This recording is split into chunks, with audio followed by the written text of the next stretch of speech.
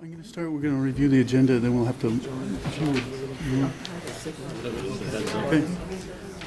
Well, welcome everybody, and thank you for waiting. I'm sorry for our delayed start, but welcome to the February 26, 2014 Planning Board meeting, and I'll begin by reviewing the agenda. The agenda is at 7 o'clock, or now 7:17. We'll begin with a public hearing on zoning articles. The first one is to rezone certain parcels of land at 90 Maple Street, that from RB to EA, those are zones, and to approve a preliminary development plan for the property pursuant to section 5.6.3. Or the second one is to delete section 4.7, moratorium on medical marijuana facilities, and replacing it with section 4.7 that regulates the medical marijuana facilities. Next is to amend section 1.3 by adding lighting to the list of factors that are prohibited if injurious, obnoxious, offensive, dangerous, or a nuisance. And then 4 is to amend section 5.5.3 by updating the references to FEMA floodplain maps to include newly completed maps for the portion of Sherborn within the Sudbury Basin. The next is master plan survey, the town center report, and other business that may come before the board, including citizen comments, updates on green communities, grants, solar projects, Whitney Farms, and other potential projects, and reports on meetings with other boards. And then we'll look at minutes for January 8th and January 22nd. That's the agenda. Are there any comments from the board? I'll take a motion to accept this. I guess I'll make one comment, that because of the public hearing, I'm anticipating that our timing on the agenda will be changed from what's published here. We'll try to, because we have a large agenda. I'd like to begin with the first agenda item, but the timing, I think, will allow an extra hour for that, and then proceed with the agenda. So with that amendment, is there a motion to approve this agenda? So moved. Second? Any discussion? All those in favor? Great. Okay. So I guess I'll begin by introducing the planning board, and then well, first I'll begin by letting you know that this meeting is televised, and it will be available on cable TV, and I think it'll be available on the internet later, but it will be on cable TV. So with that, I'll begin the planning board meeting. First, town at the far end, Gino Carlucci is our town planner. Next is John Stevens. Next is Eric Johnson, and Robin Pereira, Grace Shepard, and I'm John Higley. So I want to thank everybody for coming here. Just to remind everybody that as we go through this, I'm going to ask the developer here on this first warrant article for 90 Maple Street to present their proposal, and then hold questions until after that. And then I'm looking forward to a good discussion at the board and from the audience here. I will point out that the microphone there, if you want to speak, when you're recognized at the microphone, state your name and your address, and speak to the topic at hand, and we'll continue. We do have assistive hearing if anybody needs that. We do have that resource. I'm very, very pleased to when the Sherborn added that capability, so we do have that. And also, just again, I'll remind you, if you're going to speak, please use that microphone, because it's really important. This is a large room, and because it's televised, we really want to hear you. So please use that microphone. We'll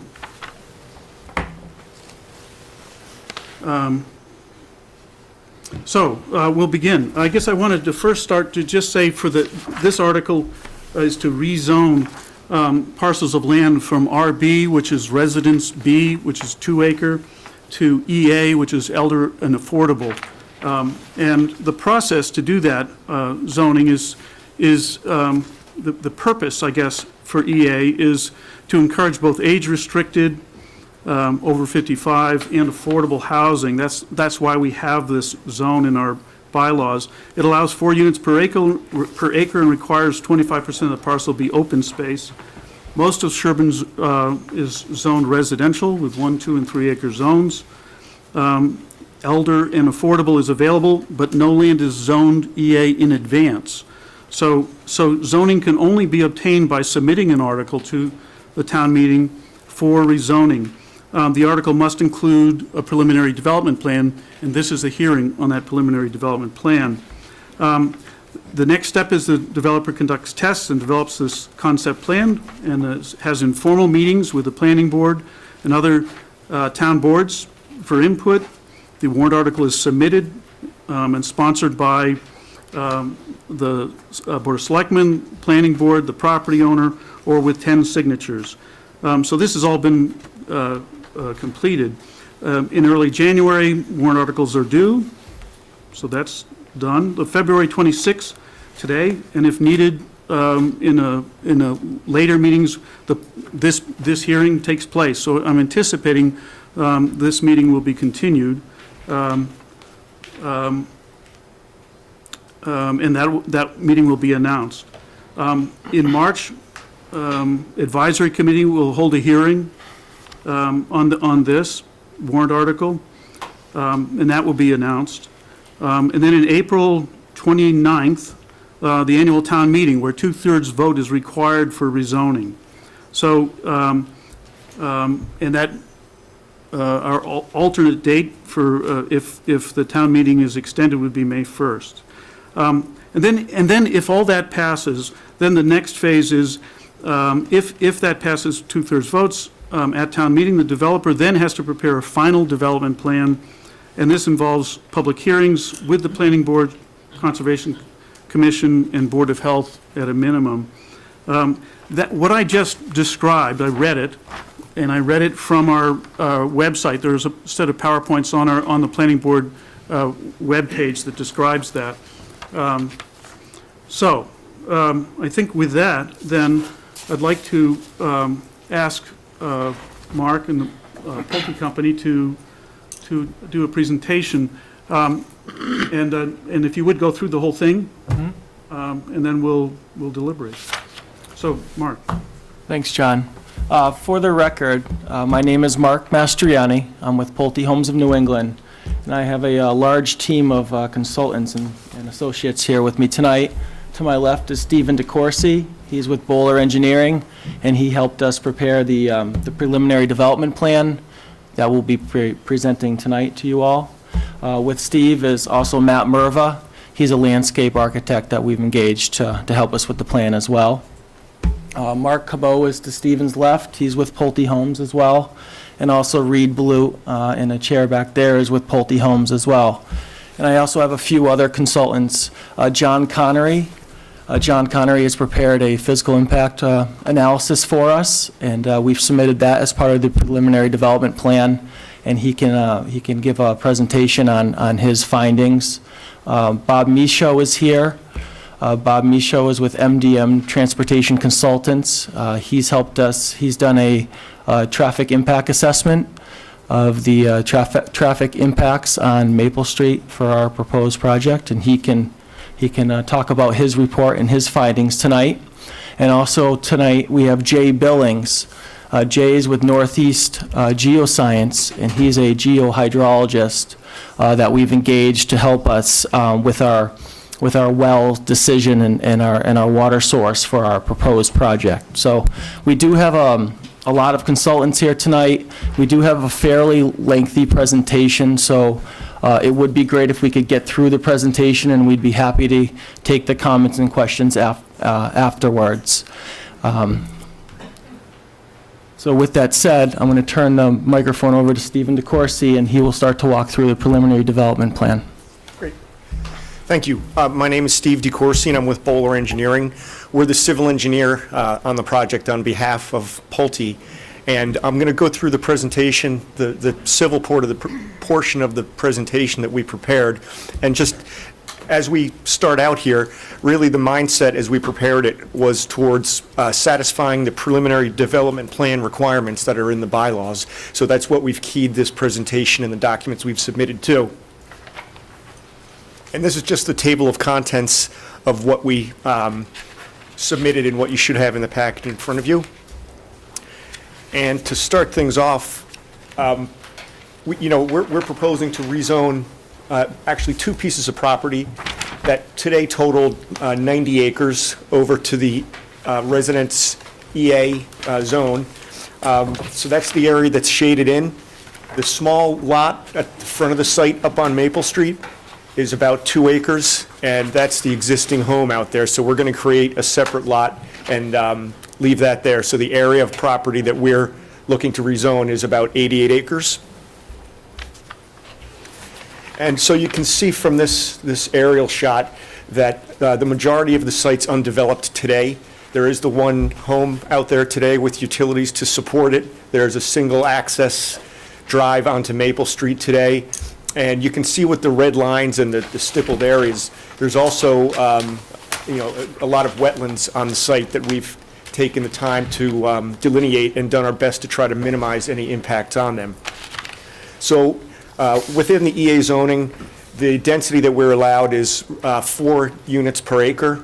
We've got 88 acres here. So by that math, you could do 352 units here. We obviously are proposing something nowhere near that. What we're showing here are 66 detached and attached units laid out in a cluster-style development.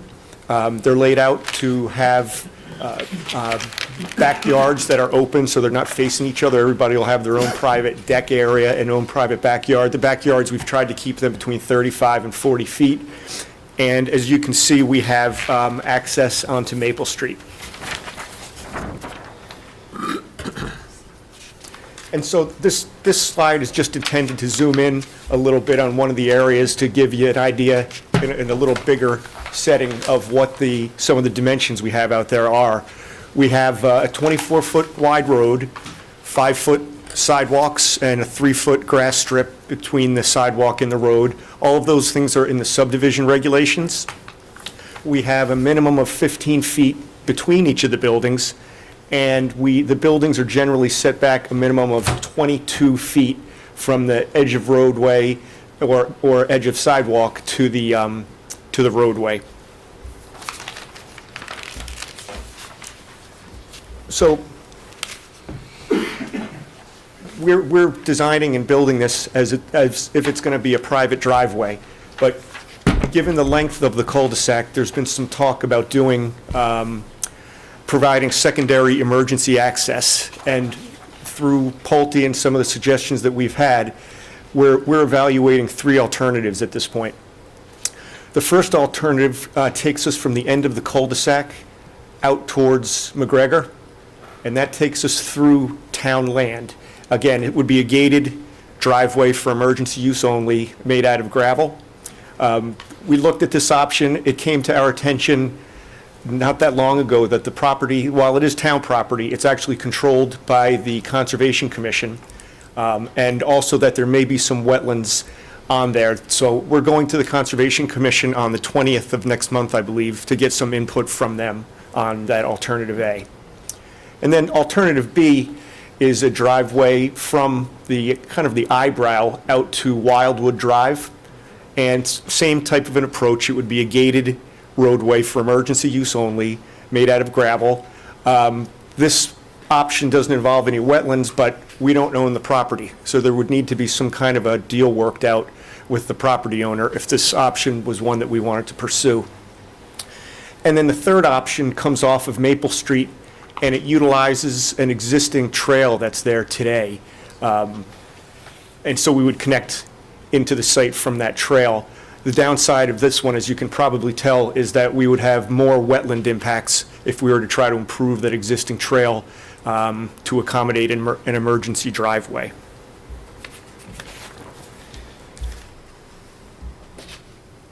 So this is our buildable area open space plan. And the purpose of this is to delineate, the amount of open space versus the buildable area. The bylaws or the zoning calls for a minimum of 25% open space. This plan shows about 60 acres of open space. I'm sorry, about 60% open space, and about 40% being the buildable area. Of that 60% of open space, about 40% of that is wetland.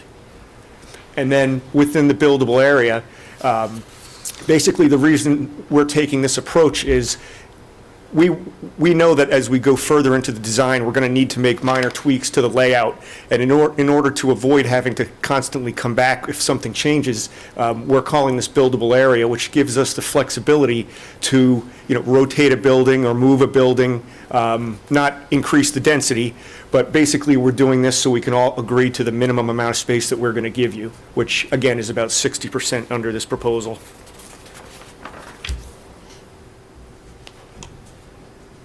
And then this exhibit is the trail exhibit. And there was a lot of conversation relative to the trails and how important they are and how people use them many different reasons. And what we're showing here in the red dashed line, those are existing trails that exist on the property today. The green dashed line shows existing trails on adjacent town property. And the blue lines show proposed trails that we'd be putting in there either to restore any kind of connections between trails and help facilitate people getting across our development, and with the goal being to limit the proximity of the trails to the houses so the two mix as little as possible. And these trails would be for passive recreation, so hiking or equestrian uses. So that's what we've got for trails at this point. And then moving along, one of the requirements of the preliminary development plans is that we show a grading plan, and essentially that's what we've shown here. You can see that the road comes in, meanders, it's about 2,900 feet. We've tried to grade the site as much as possible to use the contours of the land. And around the site, you can see those thin lines, and I'll show a blow-up here. This is the front part of the site, and we've used 2-to-1 slopes to minimize the amount of disturbance beyond the areas where we're developing. And here, where we come up on Maple Street, we meet the road there. We go down grade to where the Wetland Crossing is. If you keep going down, that's the low point right there. We haven't designed the crossing yet, but we know we've got a couple of ideas, and we'll be working with the Conservation Commission closely to come up with what we think is the best fit. And then the road gently starts to come back up through that what we call the eyebrow area. And you can see that we are showing the location of catch basins and pipes that would collect the road runoff. There'll be curbing on the road, and it'll take it down into designated stormwater management pond areas that we think are going to work out. And we are not putting a stormwater management facility in the midst of that island. In fact, Matt will go over what we're going to do there to create a little nicer feature. And this is the rest of the road coming up to the cul-de-sac. Again, you can see some storm drainage features and the piping and the limits of the wetlands and the different buffers, and the same kind of slopes that we had on the other exhibit. This is our utility exhibit, and on it we show a public water supply, a well. It's that purple dot there. This would be a well that would be overseen by the DEP. And I think we've got Jay here, maybe can talk a little bit more about some of the specifics on the well itself. The red outlines, the red rectangles, are areas where we're proposing sewage disposal fields potentially. We've done a lot of testing out there. We've done some witness testing, some unwitnessed testing. So we're still working to find what we think the best spots would be for the fields, and we'll keep working at that. We also have shown a 15,000-gallon cistern that was part of the discussions that we've had with the fire department to help facilitate firefighting in the future. And again, the blue kind of oval or odd shapes, those are where the stormwater management ponds could be. So again, part of the requirements are that we talk about the size of the units, number of bedrooms and things like that. So the units range in size from about 1,500 square feet to about 2,500 square feet. And they're all going to be deed restricted 2 bedrooms. The prices that we're showing here, I think between about $500,000 and $750,000, those are estimates. You know, when we go to build them and sell them, that could get refined, but for the time being, that's what we're using. And we show the total floor area, which is just under 162,000 square feet.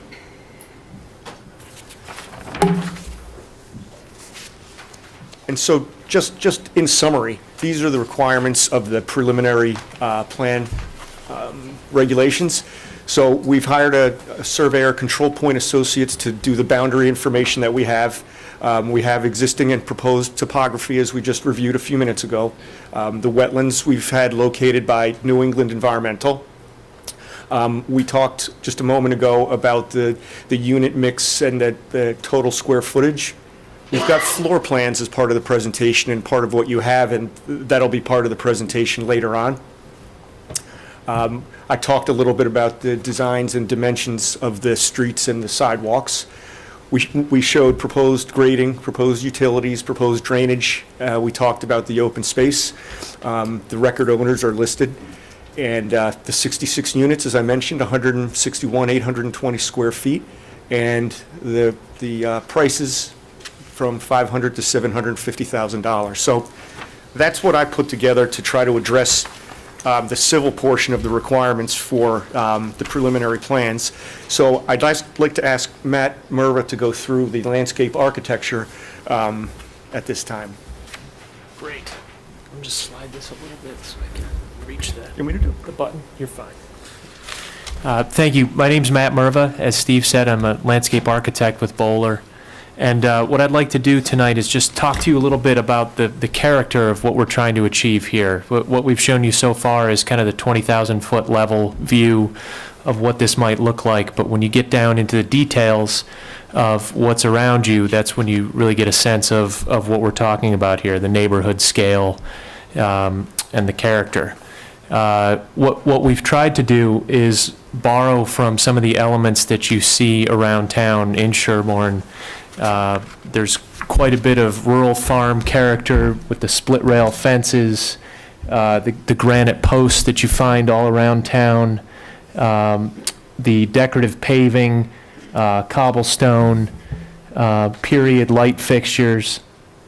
And what we're hoping to achieve is a neighborhood that's consistent with its surroundings here. What's key to the development is that from Maple Street, which is how most people are going to view the site, all you're really going to see is the entry. And what we've tried to do is create an entry that is consistent with the rest of the farm entries along Maple Street. So what we do is simply break the existing stone wall wide enough to create our entrance drive. We would have these period light fixtures that I mentioned, kind of an understated, elegant sign that's not very large, but really just a marker to let people know that the property is back here. But really, it's going to appear like it's back in the woods. This is all existing vegetation along Maple Ave. This is a blow-up view of that entry, so you can see where the existing stone walls are here, and the first proposed house you get to isn't until back here a couple of 100 feet. So we're incorporating those granite piers that I mentioned. We're incorporating a split rail fence along that entry that you would see as you approached from either direction on Maple Street to really try to bring some of that character to this entry. We'd be proposing annuals and perennials to dress up that entry feature right at the corner to create a beautiful character along that edge. As you come further back into the property, Steve mentioned the eyebrow or the open space in the center of that overall plan. I might just flip back to that plan really quick. That is this area right here. which is really kind of the central focal feature of the project. And what we're striving to create here is a park space that would serve as a gathering space for the residents here. And again, incorporating some of those character elements that make it consistent with Sherborn. We're incorporating split rail fences, the granite piers I mentioned, decorative paving that connect up a series of walkways with various places to sit and gather. This is a proposed gazebo, proposed benches along these pathways, ornamental trees that would flower in the spring. And like I said, just a great place for residents to gather and talk and, yes, sir. Can you back away from the and not touch it, please? Okay, sorry. Okay. So this is kind of our central open space.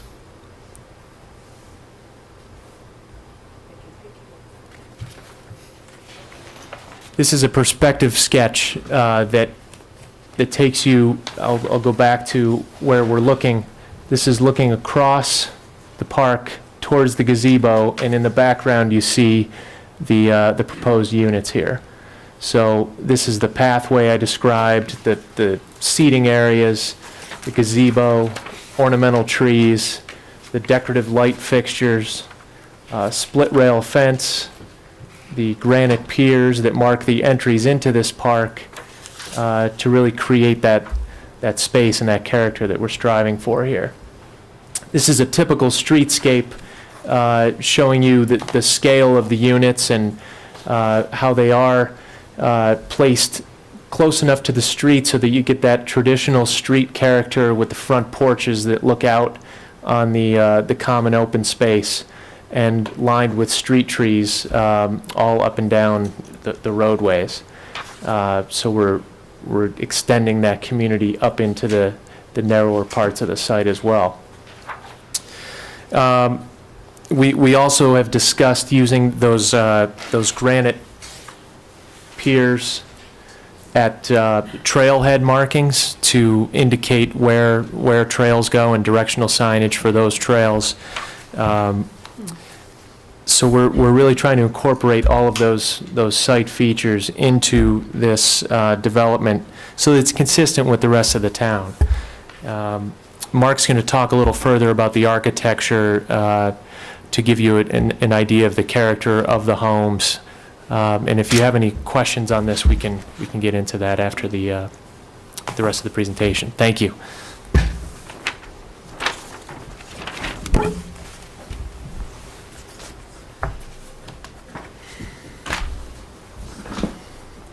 Thanks, Matt.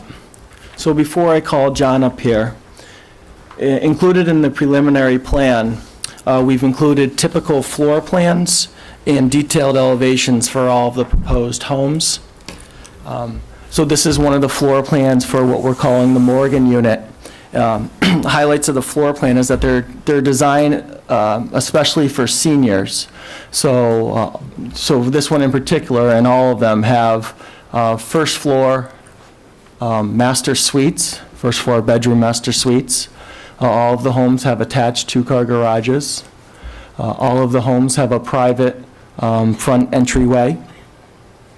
All of the homes will have a deck off to the rear of the home, which offers a private view out to wooded open space areas.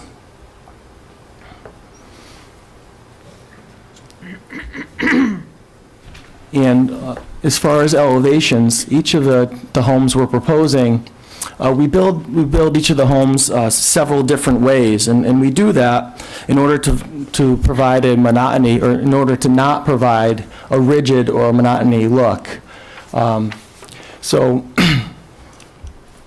the different design techniques that we use, you can see here is sometimes we use double gable peaks. Other times when we build a home, we can incorporate architectural shed dormers or dormer peaks. Our homes will consist of front porches, covered front entryways, and front porches. And here's a good example of varying the different types of siding of the homes. So here we have horizontal lap siding. We've also incorporate shakes, or what we call shingles. And we also are proposing to use stone facades, which I thought was on there, to incorporate stone facades into our homes. And all of these techniques are in order to enhance the streetscape and in order to improve the appearance of our homes and create a more visually appealing development. And here's a color rendering that our architect did, and what they did is colored up one sample of each of the types of homes.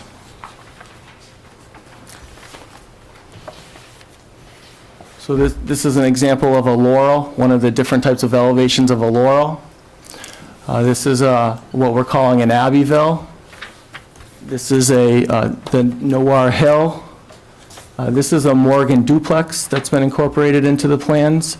And actually, this is an error. This was supposed to be a Martin Ray, so there was a mistake made there. But these pictures are intended to show multi-color homes and the different types of siding that would be incorporated into the architecture. So it shows the stone facades. It shows the difference between the shakes and the lap siding, all in an attempt to create an attractive streetscape that's not cookie cutter and not rigid.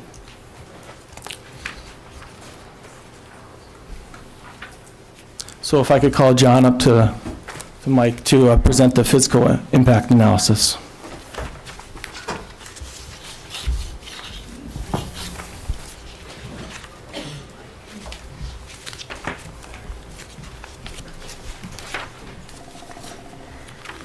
Good evening. My name is John Connery. I'm representing Connery Associates, and I've been working with the fiscal analysis since probably November of this year.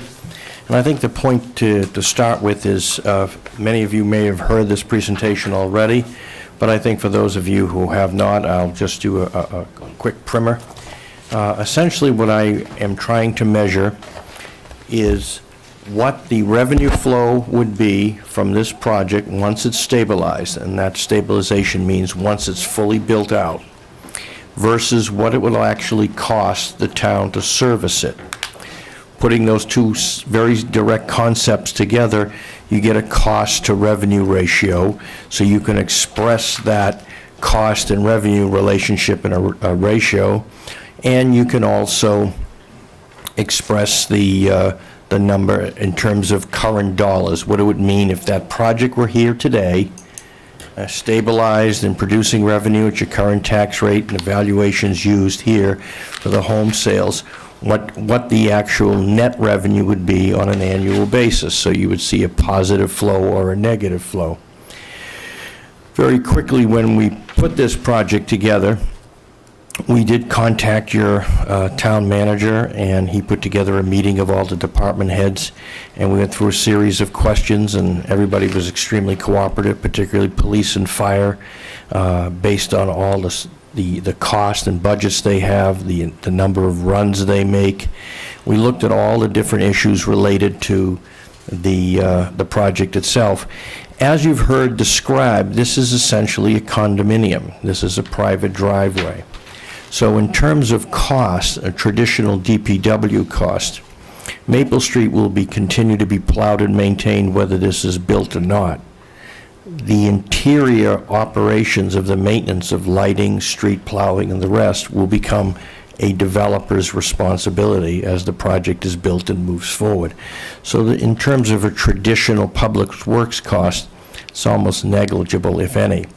The real cost deals with police and fire, and as you could see in the report, I used the exact number of police calls and service calls per capita, and I also looked at it in terms of cost per dwelling unit that you do use, and I related it to this project, keeping in mind that in doing that, It's sort of a conservative, a high estimate, because these are deed-restricted 2-bedrooms, and most of your residential police and fire costs are for much larger homes and people and a higher population in each of those homes. But to keep a little prudence and caution, we kept that analysis the same. Now, the major cost that will not occur here, because this is senior housing, is school costs. I think everybody in this room is extremely aware of the cost per pupil that you have in your community. You have a first-rate school system, and it's expensive. In this particular case, the analysis is very straightforward and very simple. About 60 to 65% of your annual budget deals with education costs. It simply isn't there on the cost side of the ledger in this particular development. You have a public service cost, no real DPW costs. Everything is privately contained and maintained on site, and no school cost. Therefore, when you put the revenue side of the picture against this, you'll find, and it's in the report, that it generates about $839,000 a year in taxes if it were here today and built out at an aggregate price of $650,000. The folks before me, gave you a range. The aggregate is about $650,000.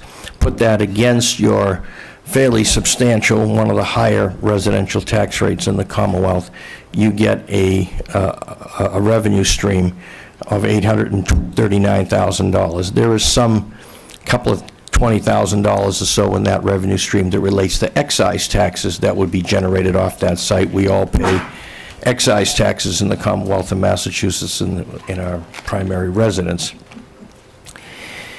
When you look at the cost, it comes out to about $77,000 a year of additional police and fire costs. And the cost to revenue ratio is a 0.09. And the actual net revenue coming off of this as stabilization is estimated, I have it in my report, at $762,000. In meetings, I've been just using a $750,000 number for order of magnitude. The interesting thing about that number, aside from being a relatively strong positive for one particular project, is that it's sustainable. This is a project that's going through, as the Chairman Higley has pointed out at the beginning, an extremely rigorous zoning process. Even after the town meeting process, there's a review process. Those conditions that are then imposed on this, plus the deed restrictions in the bedroom, basically lock the nature of this development in.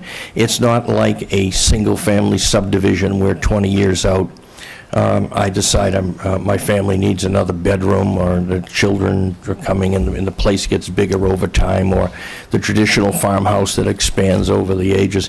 This is what you see is what you get. It is what it is. So you have a project here that is, from a fiscal analyst perspective, my perspective, very, very simple.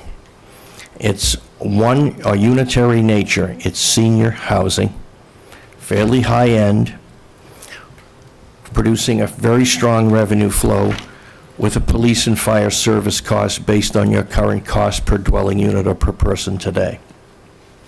The development will also produce somewhere between $175,000 to $200,000 up front before anything is built in terms of permit fees. Once the permit fees are granted and the developer pays the building permit fees, those monies go into your general fund, and you, as citizens of the community, through your town meeting, decide how you want to expend them. They go through the building department, but they go into the general fund. Essentially, what you have here is an opportunity to create a relatively low-density, high-quality senior facility that will be, in terms of fiscal characteristics, very, very strong producer. I've had a number of questions in the 3 or 4 meetings that I've attended in the past talking about this and saying, well, do you think this is going to save the town? No, of course not. The fiscal policy is a long-term, piece-by-piece policy that's up to you, the voters, and the managers of this community.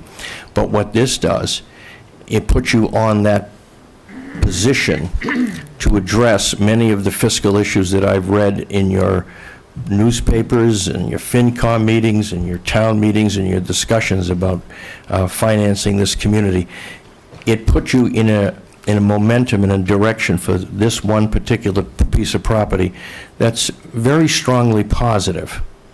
I know you've had a lot of discussions about revenue in your town center and things of that nature, you know, commercial taxation. This particular property has a fiscal profile as strong, or if not stronger, than much of your commercial property, primarily because there are no school children attached to this particular project in terms of generation in the future. That's a quick summary, and when everything else is done, I'll be glad to take questions in detail on any part of the report.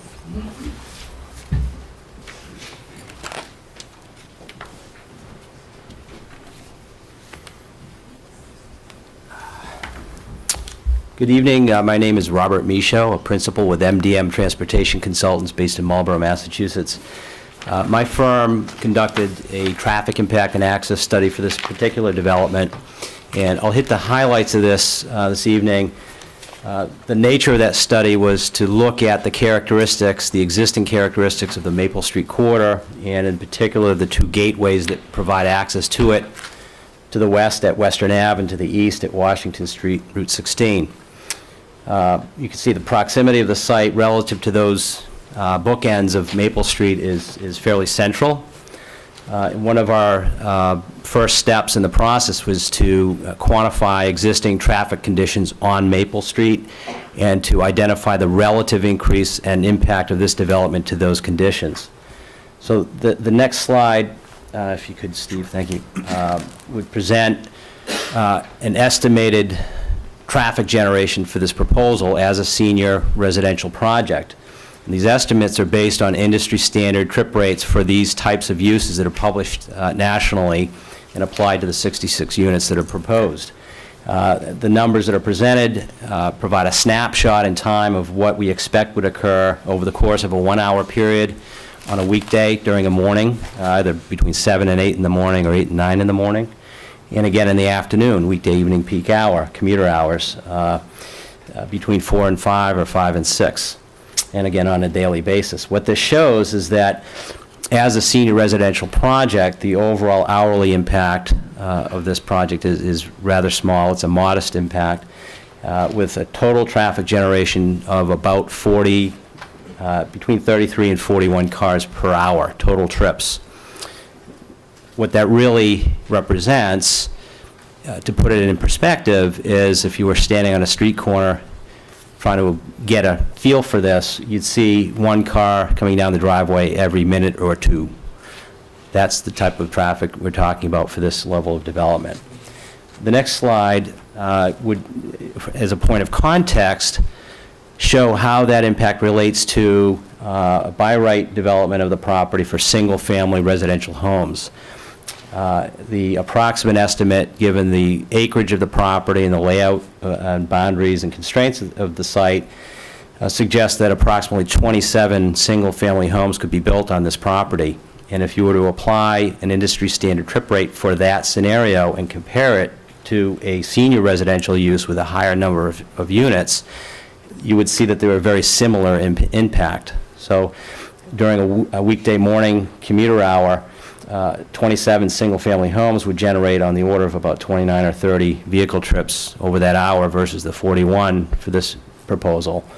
During the weekday evening, those numbers are nearly identical. They're within one trip of one another. And on a daily basis, they're within 5% of one another, just over 300 trips per hour. How that relates to Maple Street and the gateways is that we have done some research on existing travel patterns for residential uses in Sherborn. We've looked at travel characteristics of the street itself based on mechanical and manual counts. And we know that in this case, 2 out of every 3 trips that will be made from this development will be oriented to or from the east.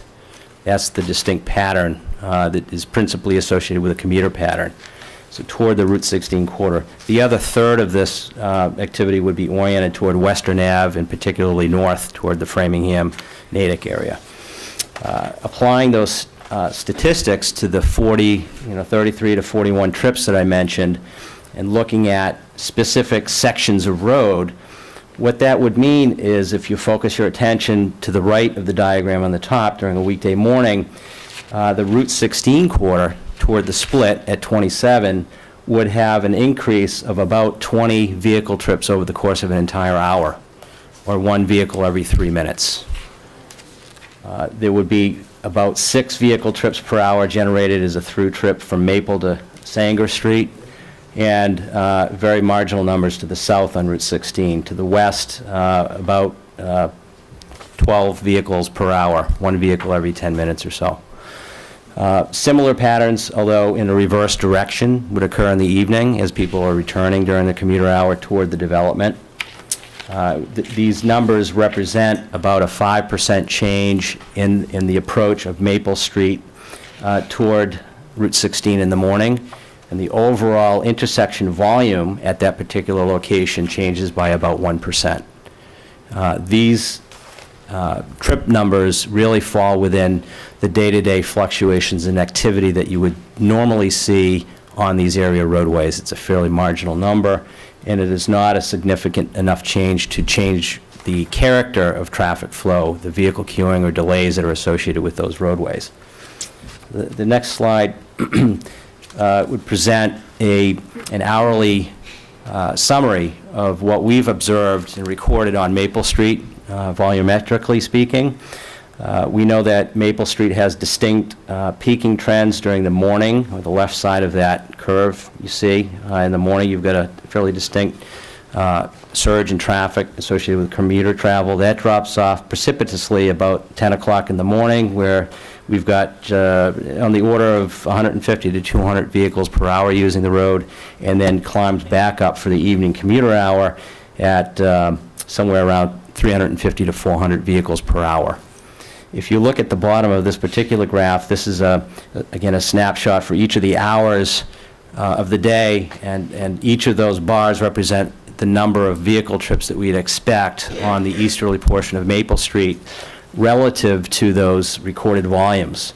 And you'll see that the highest levels of activity would occur, again, during the commuter hours, and would drop off in the middle of the day, climb back up again in the evening, and back down. Those numbers are fairly modest relative to the volumes that currently exist on Maple Street. Relative to site access, next slide, we've identified speed characteristics of Maple Street. We know that one of the principal design objectives here is to design access so that it's safe and efficient. And one of the underlying principles to that is travel speeds. How fast are people traveling, and how much distance does one need to see an oncoming vehicle, and vice versa for an oncoming vehicle to see someone exiting the driveway. So these speed characteristics are mechanically recorded using radar equipment that we installed on the roadway in October of this year. They record data over a two-day period, 48 hours worth of data. And what that shows is that the 85th percentile speeds on the road are about 40 miles an hour. They're about 10 miles an hour higher than the posted speed limit. And that's important because that factors into the sightline requirements for the driveway. On the next slide,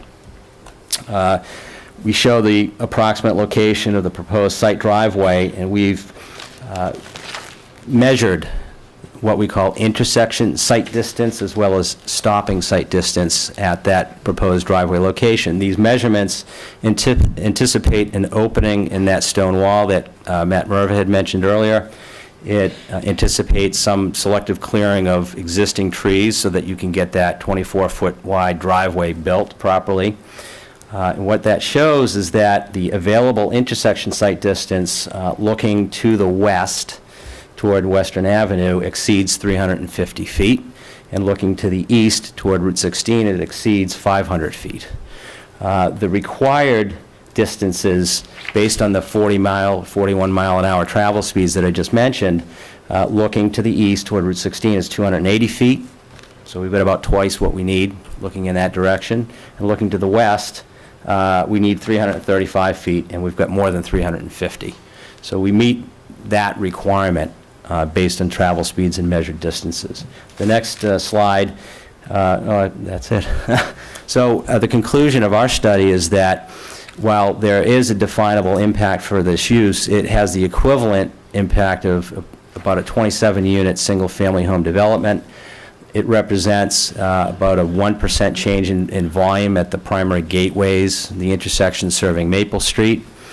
It will not materially affect traffic operations, delays, or queuing relative to existing conditions, and that the driveway itself can and will be designed to meet applicable safety-based standards.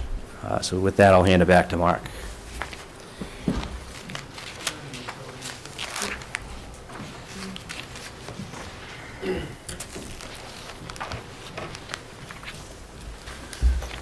Hello, my name is Jay Billings with Northeast Geoscience, and I'm responsible for helping them develop a public water supply for this project.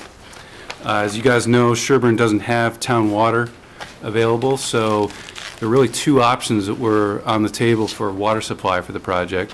One would be individual residential wells for each of the 66 units, and an alternative is a privately owned but public water supply permitted through the Massachusetts Department of Environmental Protection. And that's the alternative they've selected.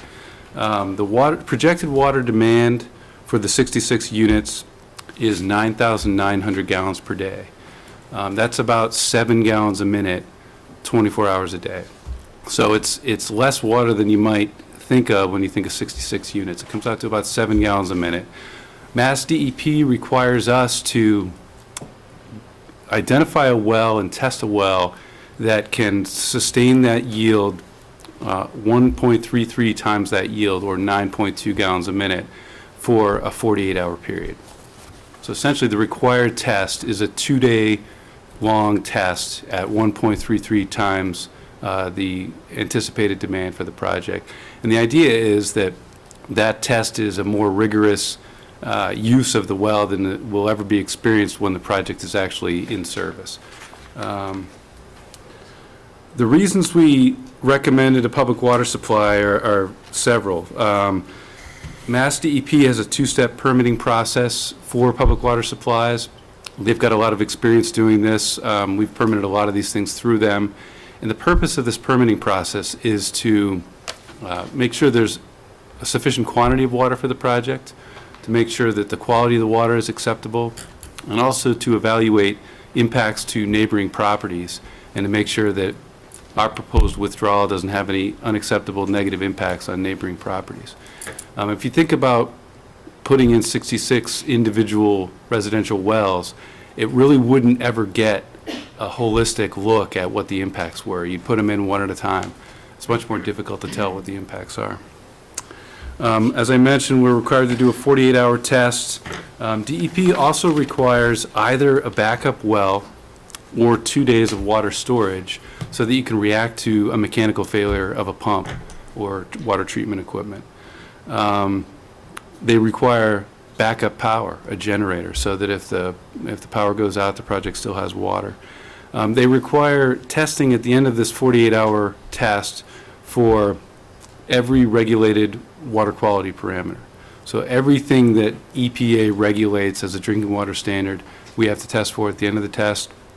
And if any of those parameters are out of line or require treatment, we have to propose a water treatment system that will make the water potable, essentially. One of the advantages of being a public water supply is that we're looking at 1, 2, maybe 3 wells located in one area and one central water treatment facility. It's much more efficient than having 66 water softeners spread throughout the project, if that would be required.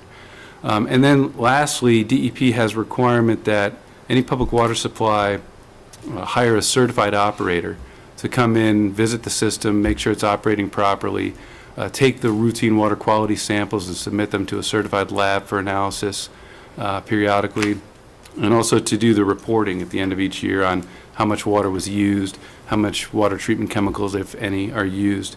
So there's a very formal process through which all this is reported to the state because you're classified as a public water system. And then I'm sure the people in this room are probably most interested in evaluation of off-site impacts of the withdrawal. So first of all, we're talking about a withdrawal of 9.2 gallons per minute out of 1 to 3 wells, I would estimate. We're going to drill, the only water source available for this project is the fractured rock aquifer that I'm sure all the abutters' wells are constructed in also. So we're going to hire a driller to come out and install a bedrock well in this fractured rock aquifer with an air rotary drilling machine. And we're going to have him take it to a depth and estimate the yield until we think we've got the water we need. A review of wells in the area suggests to me that well yields around here are pretty good and water quality characteristics are pretty good. So I don't think it'll be too difficult to make that happen, but it may take as many as 3 wells to do it. And then when we go to test those wells, what we're going to do is notify the abutters of the proposed testing schedule. Let you know we're going to do this 48-hour test at 1.33 times the required yield, and request that you contact us if you experience any problems with your water system at that point. I don't anticipate there will be any. It's not a very high rate withdrawal. But you never know. And, you know, in my career, I've been doing this for 25 years. I've had one project where we had an off-site impact that was significant. And in that case, what we did is the developer went to that property and replaced the well. I think they deepened the existing well until the yield was acceptable. So that, you know, Pulte Homes would stand behind this project, and I've worked with them a number of times before, and they're very good about that kind of thing. So that's sort of the process. It's a 2-step permitting process. It takes about 6 months to 9 months to get a public water supply approved in the state, and that's essentially what we're planning to do.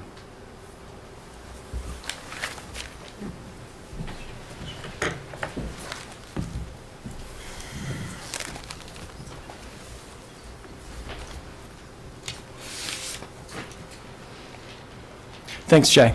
So I just want to summarize and go back to what John described at the beginning. So we're here tonight, and what we've just done is presented a preliminary development plan for a senior housing community. The community, the project that we've just proposed and presented is an age-restricted development, which means that one member of every household has to be age 55 years of age or older.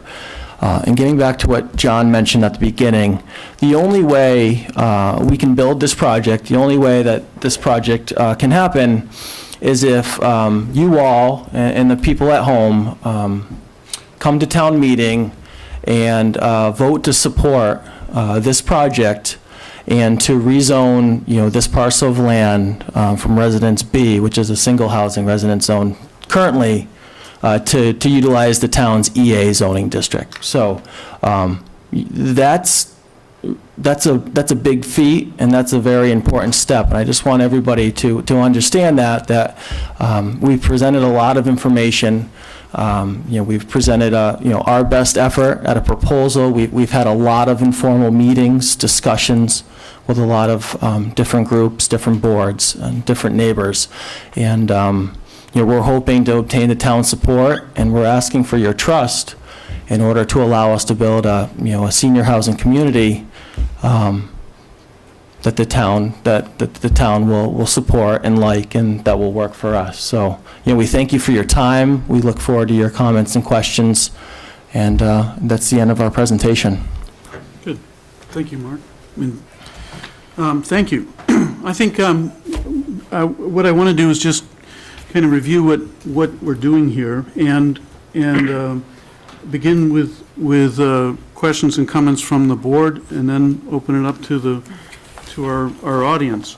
And I'll just review in our zoning bylaw that the purpose of this, just because it's kind of a checklist, and I think that's what's really important to kind of go through to make sure our goal here is to go through the this proposed zoning change in accordance with Residence EA, which in our zoning bylaw is 5.6. So I'm just going to read the purpose. The purposes of Residence EA District are to provide for the demonstrated elderly housing needs of the town by making provision for appropriately located, specially designed, and reasonably priced housing for occupancy by elderly persons who would otherwise not have such housing opportunities within the town, to allow greater flexibility in land use planning for the development of tracts of land in terms of density, preservation of open space, utilization of natural features, provision of municipal services, and provision of a variety of housing types to ensure that the site development plans will be presented to the town meeting in connection with the proposed rezone a tract of land to Residence EA District, and to enable the planning board to require adherence to such site development plans in the granting of a special permit, so forth. So that's our purpose. And there's a lot of details that we, the board, need to make sure have been addressed. Because it's also, I'll just read that, it's also in our report to the town, in the town meeting, required by law shall include its opinion on whether or not the proponent has prepared and presented sufficient data to give reasonable assurance that the development will conform to the preliminary development plan with respect to location, layout, design of proposed buildings, drives and streets, to the density, type, design of floor plans, dwelling units, and to any other material which proponent has submitted with his proposal. And then at least 2 weeks before the town meeting, one complete copy is to be presented to the town, meeting for the public inspection. So that includes things we've seen, and I guess our job is to make sure they're all there, because if this goes to town meeting and gets 2/3 votes, then it comes back for meetings and hearings to approve the special permit, and that has its list of more detailed criteria. There can be slight variances between the preliminary development plan that's been described to us, that the preliminary development plan that we end up with at the end of this hearing, and that gets, really, it's what gets approved at town meeting if that's the case. And that preliminary development plan then has to be good enough and complete enough so that if and when it does go back to, if it goes back to us for as a final development plan, we've got all the information there we need. And as I say, there can be slight variations that are specified at that point. So with that, I guess I'll open it up to discussion. And I'll begin. I had a few questions and comments on a number of things, and I see that from our discussions earlier, you've selected the DEP public well, and the process, and I guess Jay described that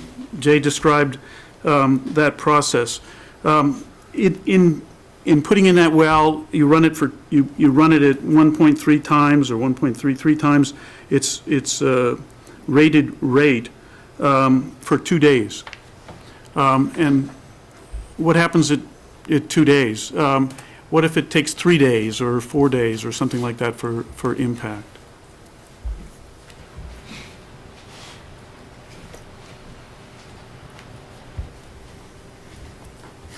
Yes, so the criteria, there's a water level stability criteria we have to meet in the well. So sometimes the tests do go longer. If the well does not, if the water level drawdown in the well doesn't stabilize within the set criteria, we have to extend the test longer. But typically, if you get water level stability in the pumping well, you've got water level stability outside the pumping well also. That's the concept behind it. Okay, so the state requirement is 2 days or till stability is reached. That's right. I am sending them the data constantly and trying to get permission to turn it off when the 48 hours is up. And if it hasn't met that criteria, you just extend the test out. Okay. And then how do you measure impact in private wells, abutter wells? Well, typically, we don't directly measure water levels in a whole bunch of private wells because there are risks with opening people's private wells. But if there's an impact that's significant enough, a private well owner will know it. I mean, essentially, they'll have a water shortage. Typically, when we notify people, they generally use a little more water than they normally would, and they would report anything to us that had happened during that 48-hour period. If it doesn't happen during a 48-hour pumping period, you're not going to see it in normal operation. Typically, these well pumps so our flow number is based on Title V flow estimate, which is really about double what people actually use for water. And then they put on that 33% safety factor, and then you're running it for 2 days straight. So it's a very, very conservative method of testing the well, and if it can, the concept is if it can pass that test and butters don't notice impacts, you won't see them in normal operation. Okay. I have a question about the well. Yep. Do you think you'll institute any treatment, any disinfection, or just be straight to the homes? That would depend on what the water quality results show. If we had something like an iron and manganese problem that needed treatment, we would spec out. That's one thing I didn't mention is the second permit application includes a water system design based on the water quality results from the pump test. And it would include any water treatment equipment that was required. If we do filtration, you're required to follow it with disinfection, so that would come along with any kind of filtration. But a lot of bedrock wells in New England don't require any treatment at all. One of my concerns is I know about the Title V flows being even more than twice estimate, and you're going to have a 2-day storage time, which means a 4 to 5 day storage time, and that's a pretty large residence time based in a single tank, and you might want to consider disinfection if you're actually going to have a tank with that much of residence time. They would require us to put provisions for emergency disinfection in regardless, and you're absolutely right. I've had the discussion with them about the residence time and the storage time. Well, while we've got Jay here, are there any other questions about wells? Would the withdrawal trigger any ENF, you think, or is it too small? No. It has to be 100,000 gallons a day or more to automatically trigger an ENF. With the 9 gallons a minute, do you have a rough idea what the Zone 1 would be? Yeah, it's 250 feet. The Zone 1 is actually based on the 7 gallons a minute, and it's 250 feet. Does that go into any of the properties that was near there? No, it's completely supported in that piece of open space on the northwest portion of the property.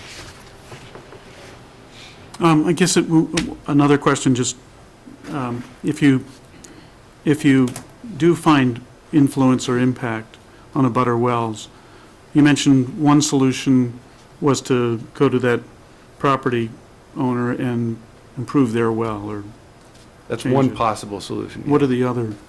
The others would be to install another well in another portion of the property and pump at lower rates. That's probably the most obvious other alternative. Okay. And so these are things that are, this discussion is in the preliminary development plan and the addendum, the appendices. So and is that last point in The last point about addressing abutter impacts is mentioned in there. Okay. The developer has told me they'll do that. Okay. Okay, yep, I'm good with that. Good. Any, Another question about the Yeah. water supply. It's not so much water supply, but the water storage. Will there be provisions for fire connections to whatever tank is in there, or? No, the water system design won't be designed as fire protection. The cistern that they've proposed on the property is the fire protection component. What's the anticipated depth of the proposed wells? I can't tell you till we drill them. Typically in this area, the average, I reviewed records of 65 wells around the site, and the average depth was about 330 feet. We need more water than a domestic well typically would need, so that generally means you're going deeper. It may be 800 or 900 feet deep, but I just don't know until we drill it. If we hit 20 gallons a minute at 200 feet, we'd stop. And can you give us an idea of what the depth would be in comparison to the abutters wells, if you were to look at it from a cross-section perspective? Did you follow my question? Yeah, again, I don't know how deep it's going to be. I mean, my sincere hope is we don't have to go too deep. But typically, you don't set the well pump deeper than about 400 feet. You run into some pressure issues on the pump discharge at that point. So you can gain more yield by going deeper, even if you never draw the water level down into that deeper portion of the well. If you encounter another big fracture and it's under a lot of hydraulic head, that water will come in and up into the well, and you can pump it from a shallower pump setting.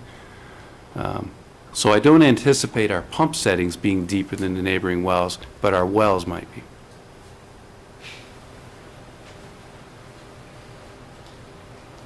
Okay.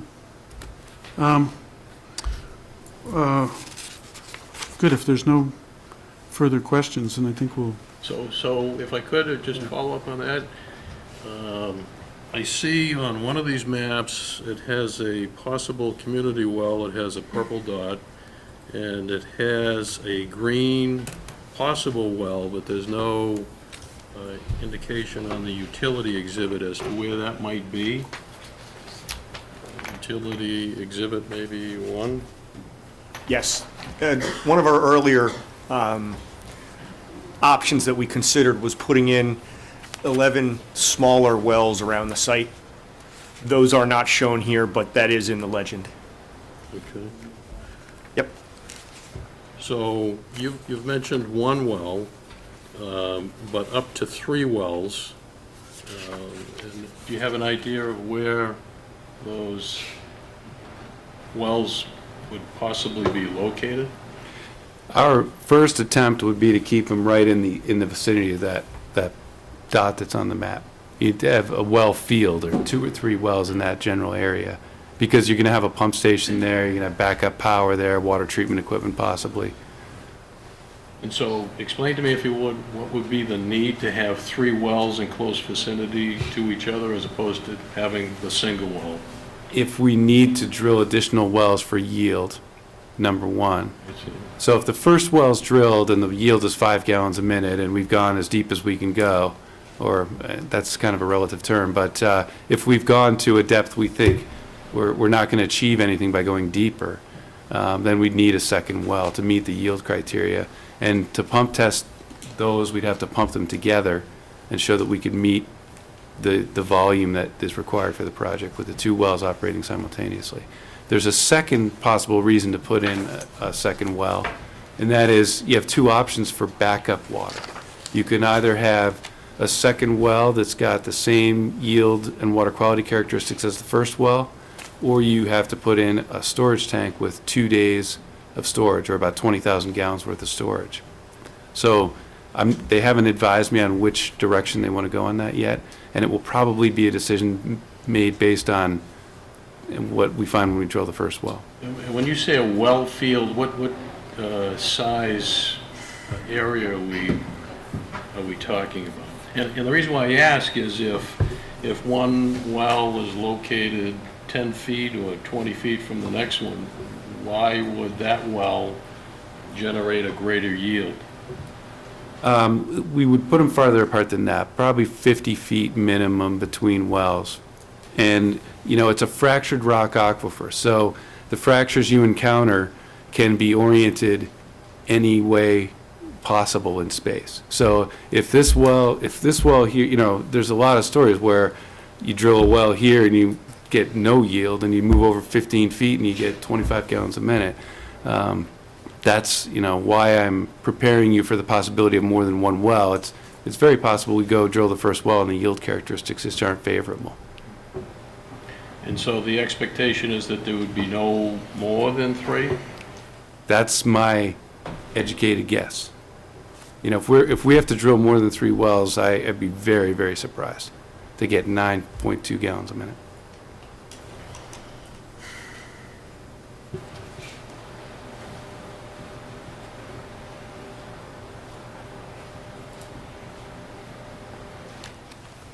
okay. Any further questions on wells? We can proceed through. We can take a few questions from the Let's say, please go up and identify yourself. Sure. Ted Wong from 129 Maple Street. Just a couple simple questions. Are you anticipating a tank? Yes, we would be anticipating at least 2 tanks. If they go with storage for backup water supply, there'd be an atmospheric storage tank or a non-pressurized storage tank with a volume of at least 20,000 gallons. And then there would be a second set of pumps that would pump into a hydropneumatic storage tank or a pressure tank that would actually supply the water to the project. So it'd be a 2-stage pumping process. A well pump that would pump into the atmospheric tank, and then a pair of centrifugal pumps that would take the water out of that and put it into the distribution system. Do you have an idea how high or what elevation the atmospheric tank might be? It would probably be underground. Okay.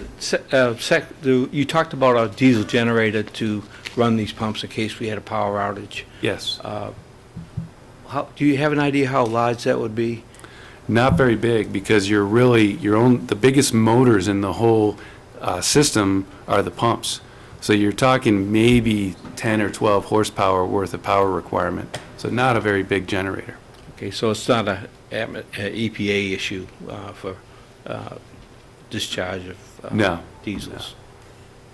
No, and it would only operate, usually they set them up to exercise once a week for like 20 minutes. And then, other than that, it would only run in power outages. Good. Yes.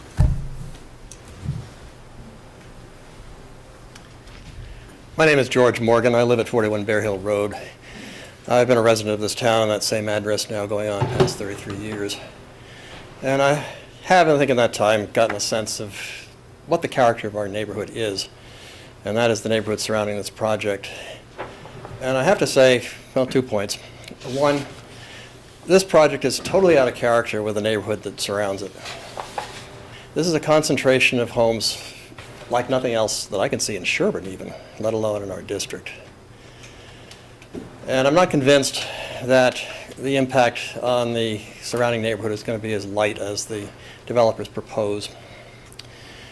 And secondly, I've seen nothing in the presentation thus far that recognizes that seniors age over time. They age in place, and their needs as they begin their residency here is not going to be the same over time.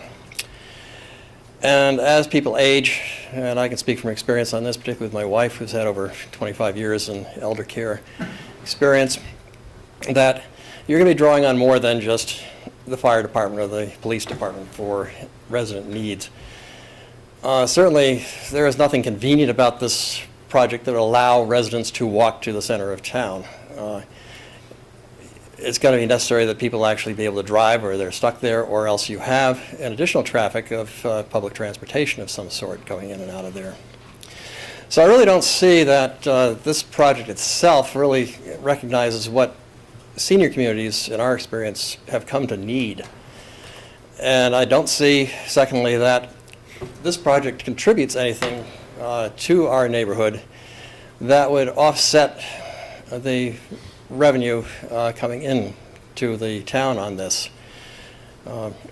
We pay some of the highest taxes in the state in this town, and certainly from just the community surrounding this, the town gets more than $800,000 a year just from the houses that already exist. Putting 66 of them together here, I think, is going to impact our neighborhood in ways that I don't think the town is, or certainly the neighborhood is going to welcome. Thank you.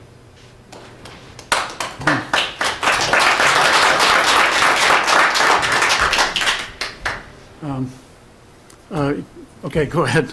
Go ahead, Robert. Robert Johnson, 272 Western Avenue. And you have mentioned that there's going to be a cistern for the fire department. And will there be a connection from the well to that cistern to refill it? I would anticipate, yes, there has to be a provision to refill the cistern. Okay. And approximately what would be the refill rate, gallons per minute? Would be similar to the refill rate for the water system itself, so 7 to 9 gallons a minute. Thank you. Good. Sorry, maybe if you, I guess if you want to talk, I'd like to just approach the microphone, but Yeah, hi, 48 Maple Street. what's your name, please? Martin Kreibinger, I'm sorry. So, one thing I was curious about, you said they also need a water treatment for that purple dot. It's set right in a beautiful spot, woods all around. How big of an impact does that have? Because it seems like right now it's a gorgeous hiking area. You guys have been promoting the trails. But once that process, that whole project is done, I think it seems like it would be decimated from what you're talking about. So I'm curious about that. But then second, I've been going to these meetings for quite a while, and we came up with a really long list of all the concerns. And listening to this presentation, it does seem like we haven't made any progress on the long list. I was just wondering, John, if you could read the long list that we compiled of all the concerns, just so that people that hear on the, in their houses can hear and hear, can listen to that list and also then judge this plan based on that. Thank you. Okay, I think we'll continue questions and I'll get the list. Do you want me to address this first one? Yeah, please. Okay, so the DEP requires a Zone 1 protective radius around a public water supply well. It's based on the yield of the well, and you're required, the only thing allowed in the Zone 1 are things directly related to the operation and maintenance of the water system itself. So you may have an access road, you can have a pump station, and you can have the well and the generator. That's it. So you've got a 250-foot radius of essentially protected open space with maybe a 10 by 10 pump station in the middle of it. So I think the characterization that would be decimated is inaccurate. It would be basically left as pristine woodland, if you will.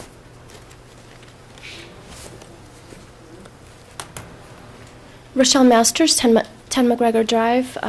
Question about the 48-hour test. I'm just curious as to when would you think of actually performing that test, what season? Because I think water use here, especially in Sherborn, is kind of seasonal, with people having sprinkler systems, for example, things like that. So just curious what season or what month you were thinking of. Yeah, it varies by region, but the Northeast region requires it be done in the summer or fall. They will not let you do the test in the winter or spring for obvious reasons. You just have a lot of high flows, and the residential water use, as you mentioned, is lower at those times of year as well. Good, thank you.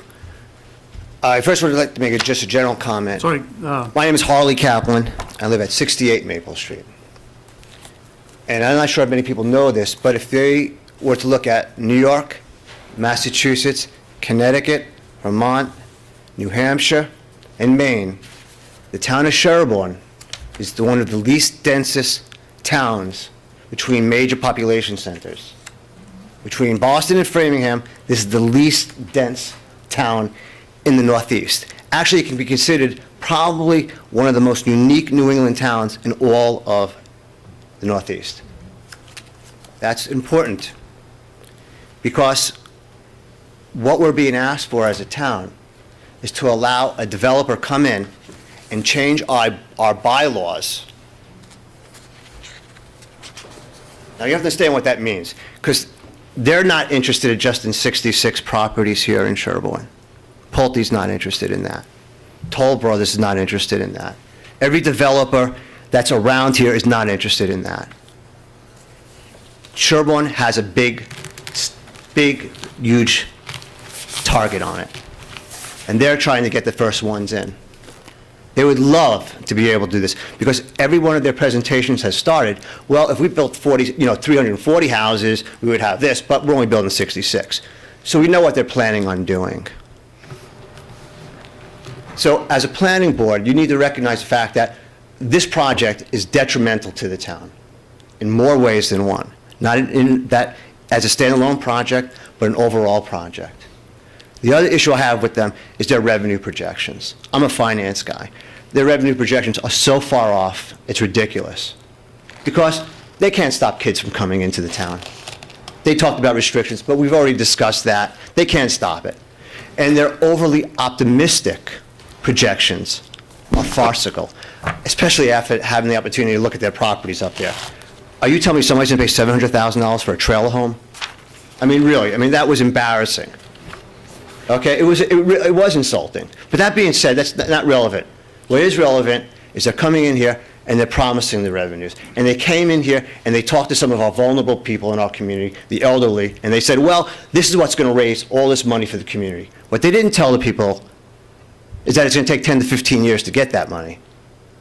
What they didn't tell the people is that those revenues may not come in. What they didn't tell those people is that, well, if the project doesn't work exactly as planned, they have the ability to change that project. And I understand that can happen. The project can be changed. They have done it before. Pulte has left projects before. And one of my other issues is with Pulte itself. One of the meetings, they came in here, and this, of course, they only represent Pulte New England. I understand that. They don't represent Pulte Corporation, which is what pays their paycheck. They only represent Pulte New England. Because Pulte Corporation has more lawsuits against it than any other organization. And I think as a planning board, you need to recognize that. But they also said something that was very important here in New England, that the projects they've done in New England was really appreciated by a lot of the communities. I really hope, which I have done, and I recommend that you all do, call up some of those communities, some of the neighbors, some of the people in town halls, which I have done, and find out what they have to say. You will be amazed or surprised, actually, surprised, that they didn't get the great aid that they said they got. And actually, many of the neighbors are just still furious with them, and many of the town hall people are still furious with Pulte Homes. So not only are we talking about bringing in a developer who's looking to destroy the character of our town by promising revenues that may not happen, but it's a subpar developer, probably one of the least qualified developers. I'm not going to say they're terrific developing. They're here to make money. That's their job. Their quality is poor. And I recommend that you go down the road to Natick to see all the 400 units that they built. My last comment is the most important comment. Because as a town, we have not learned our lesson. And as a result, we're in this position today. If we would have done the right thing 10 years ago, when we were faced with Project Whitney, why we have not put together a housing production plan in this town to stop developers like this from threatening to destroy the town is beyond me.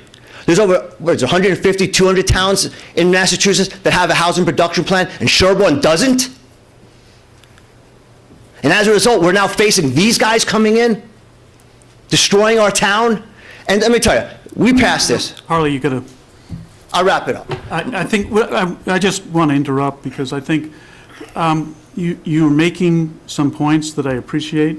I think you're addressing the board, and you should, and I just advise you to stick to the point you're making, and as I say, I respect your points, but I think address the board and stick to the topic you're making, such as quality. You're concerned about the quality. I'm concerned about the quality. I'm also concerned that there's other alternatives that we have in this town. I understand. For these projects. Let me see if I got it.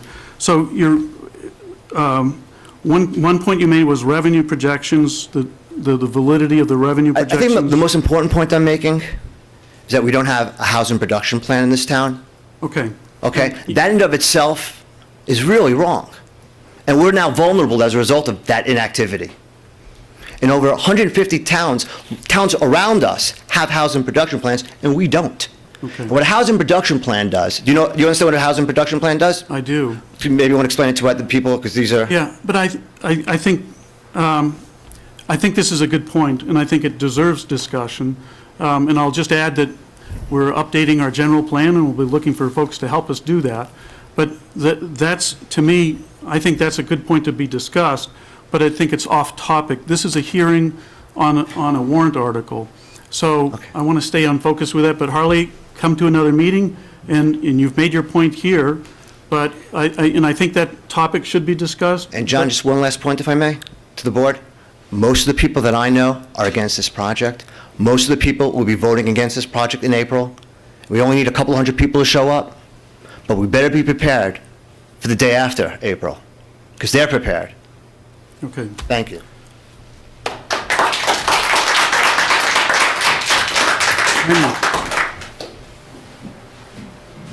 Hi, I'm Henry, and I live on Wildwood, and I wanted to just pick up where Harley left off.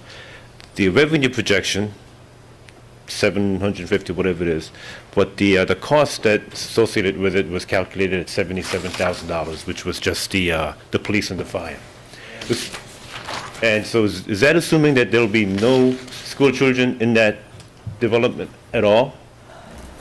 So that's number one. So the ratio that you mentioned doesn't seem, well, and second point, one of the charts that you had that developable space, if you can go back a couple of pages, where it has that yellow highlighted area within the acreage.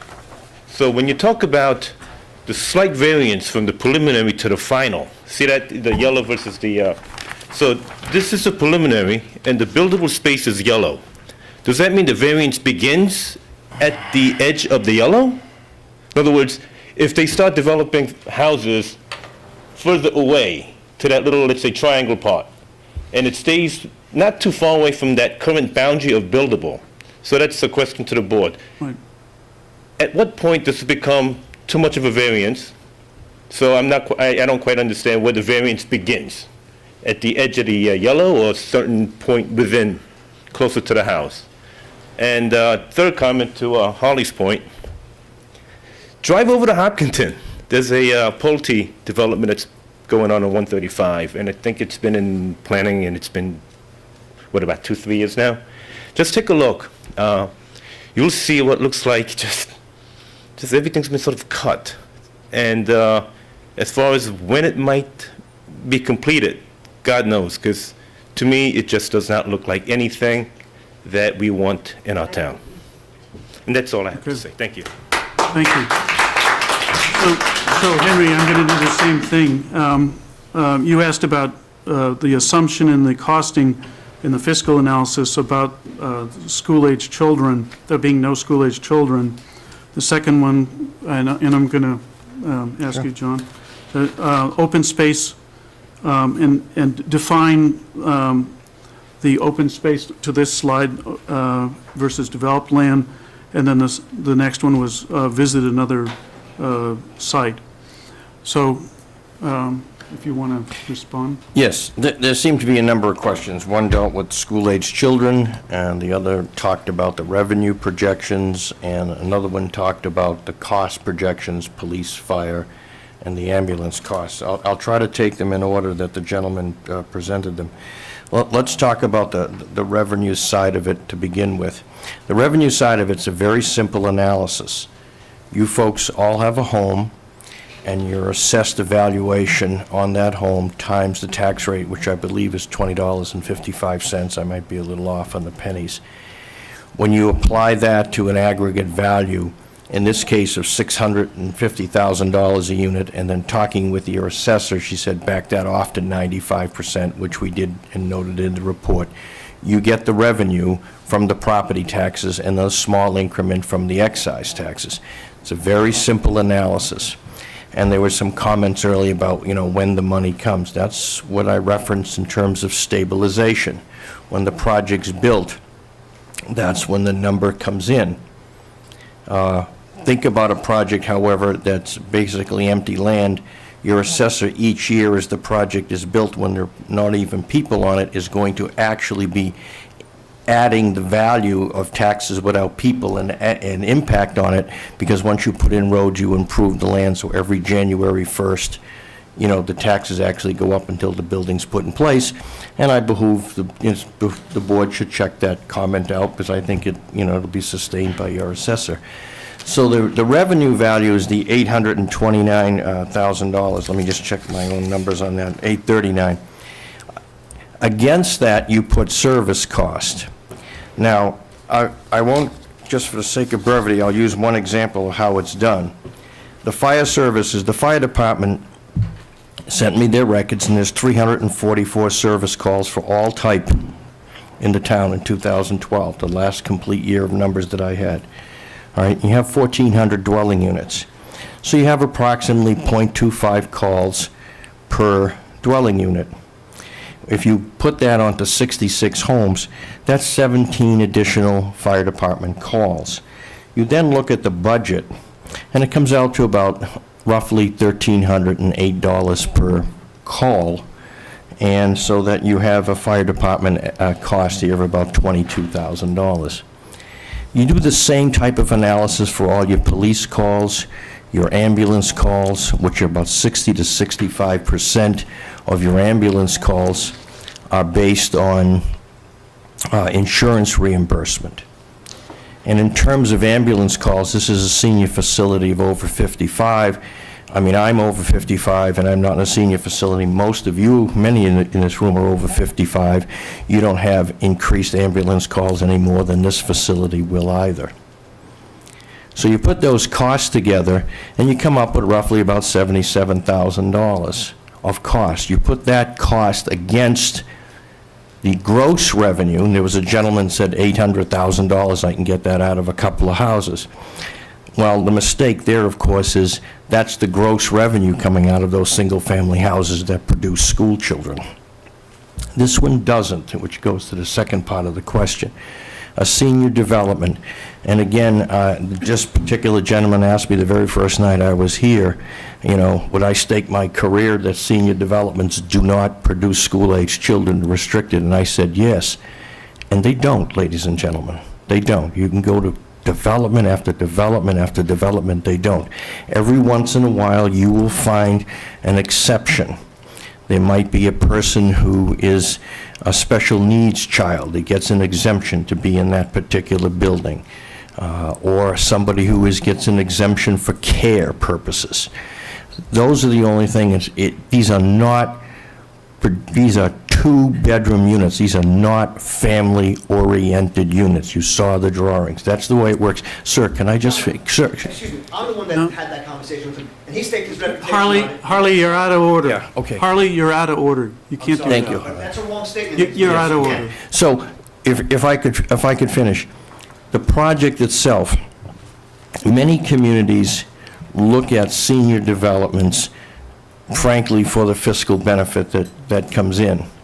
In this community, I think when you look at all the types of housing that exist, I look at it as a need when you look at the projected, when you look at the age groupings in the community, as an opportunity. There's only 66 units here. They will not be full of just Sherborn people. Of course not. You folks moved in from different towns at different points in your lives and things like that. There'll be Sherborn people here, and there'll be a catchment area from some of the surrounding towns who will live here. They will come here, they will pay taxes on these units, and they will not produce school-age children. And it will give you an opportunity on this piece of property to have what is known as the annual fiscal benefit from this piece of property. Not the gross taxes versus the net on this one. It's what the actual tax levy on this, just so that I can give you a number that you can, we can compare it maybe at later discussion, is, I'm trying to find the assessed value real quickly here. Hold on. It's about $40,750,000, not $800,000. So there's a difference. When you look at this project that generates roughly $41 million in gross revenues, it's a significant project. One other final thing about the gentleman who mentioned Tell me. I'm sorry. Yeah. One other final thing about Pulte, and they could speak for themselves. But I did the fiscal impact analysis on Legacy Farms, which is the old Western Nursery, 700-acre site, vastly larger than this. Commercial development, residential development, mixed 40B development, 4 or 5 different types of things. That development did stop during the Great Recession, sir, and it's now back on track, and it's now being built out. And I think if you do talk to Elaine Lazarus, the planning director in that community, it's moving quite well. And the only amendment they made in Hopkinton, the only amendment they made to the original plan, which not only passed town meeting, but went to a town-wide vote and passed with 75% of the vote, so it was an actual town vote on that particular project, was to refigure the project to include senior housing. And I'm sorry, John, there was one other question that came up about the exhibit that we have up on the screen right now. That was the buildable area. Again, we've done this before, and we did this in Hopkinton. What it does is allows us to make minor engineering changes, minor design changes once we get into the final design of the project, whether it's the need to move a house to facilitate drainage, or if you find some unforeseen material out in the field that we're not constantly running back for very minor things to the planning board. We have no intent of pushing those houses further back off of the road, but that's really the purpose of us taking this approach. Okay, and then those locations in the preliminary development plan can only change very slightly. Right, that's correct. In the final development plan. Very, very slightly, and no change in density. Right. Well, just if we could follow up on that. Now, why do you say that? And the reason why I ask you that is that there can be variations and deviations from the initial preliminary development plan that's permitted by the bylaw. And isn't that the reason for the buildable envelope up here, so that you have that latitude or leeway if you find that the site warrants it? And your point as far as the density relates to the 10%, there can't be an increase in density greater than 10%. That's the only numerical limitation that's referenced in the bylaw, as I read it. And correct me if I'm wrong. I don't know the bylaw verbatim, but I'll take your word for it. It's really more of a practical matter to be able to make minor changes to the plan. And if we wanted to try to further quantify that as part of proceeding with a buildable area, we'd be happy to sit down and try to put some metrics with it that would make everybody comfortable. Okay, so the idea is not to exceed 66, and the idea is not to exceed, what did they say? Not to exceed the total square footage, floor square footage, I think that you've referenced here, of 161. Am I apples and oranges? Yeah. Okay. So to clarify, from the preliminary development plan to the final development plan, you're not allowed to increase dwelling unit density at all. You can decrease it, but you cannot increase it at all. Total floor area. No, dwelling unit density. I'm referencing the total floor area. Yeah. So, but to that, you can increase, if we allow it, you can increase the total floor area up to 10% if we allow it. But the density cannot go up, it can only go down. And the square footage of the floor area could go up as much as 10% if we were to allow it. Do you know I have that right? Yes. I mean, it's good to get it clarified. Hey, John, if I could just say one more thing. So the intent of this buildable area exhibit was to give us the flexibility. So say we're so fortunate at town meeting and the town votes to support this community. What would happen next is we actually have to come back to the planning board for the final development plan. So, where there's a lot of generalities and this is conceptual in nature. After the town meeting votes to rezone the property, we come back to the board for final detailed drawings. And what we wanted to do was give the board and the Conservation Commission and the developer the flexibility to have discussions on final details of the drawings, so that if we had, if we all agreed and we wanted to make a minor change to the homes or the layout or some type of minor deviation, not a gross wholesale change, but we would have that flexibility within the yellow box to be able to make that without having to go back to town meeting. So that was the intent. And the location of the yellow box was grossly conservative. So the zoning requires 25% open space. And just in what we're showing in the green areas, we're already exceeding 60%. So we wanted to keep the yellow a little bit larger than really it need be. So when we come back during the final development plans, the real open space number of this community could be more like 70-75% once the final detailed drawings are approved by the board, and then the final open space area would be defined, and it would shrink in. The open space area would grow, and the actual development area would be a lot smaller than what we're showing in yellow. But we were trying to be conservative, trying to leave a little bit of flexibility for the board during the design stage. Okay. I had, on costs, I guess, in the number of, John, maybe you can respond to this, but it was based on costs and the number of, on police and the number of calls, and it was based on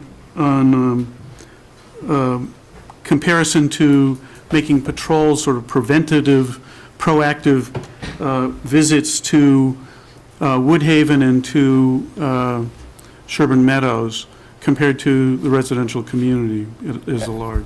Actually, it was the opposite. We got two sets of numbers.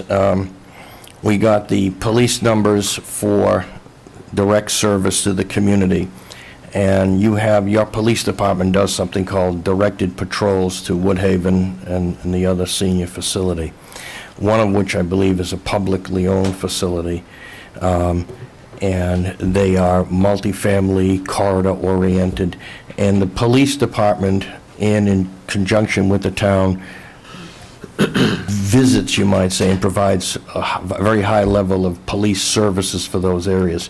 That would not be the case here. I mean, think if that would be the case, you would have, as I put in the report, I forget the exact number, but you have like 3 to 4 police visits per single-family house a day. Can you imagine your own single-family home, the police coming in, checking on you 3 or 4 times a day?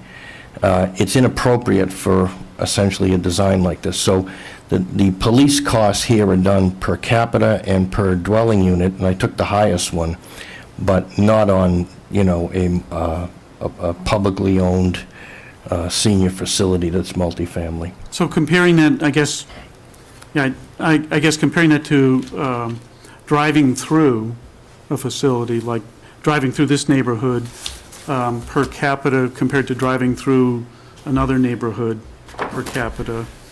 Well, to be honest, I think it's an interesting way to look at it. At $77,000, let's assume for the sake of argument that you have a brand-new facility here and you don't have a major fire in any one particular building in 1 year, so the public safety cost is police.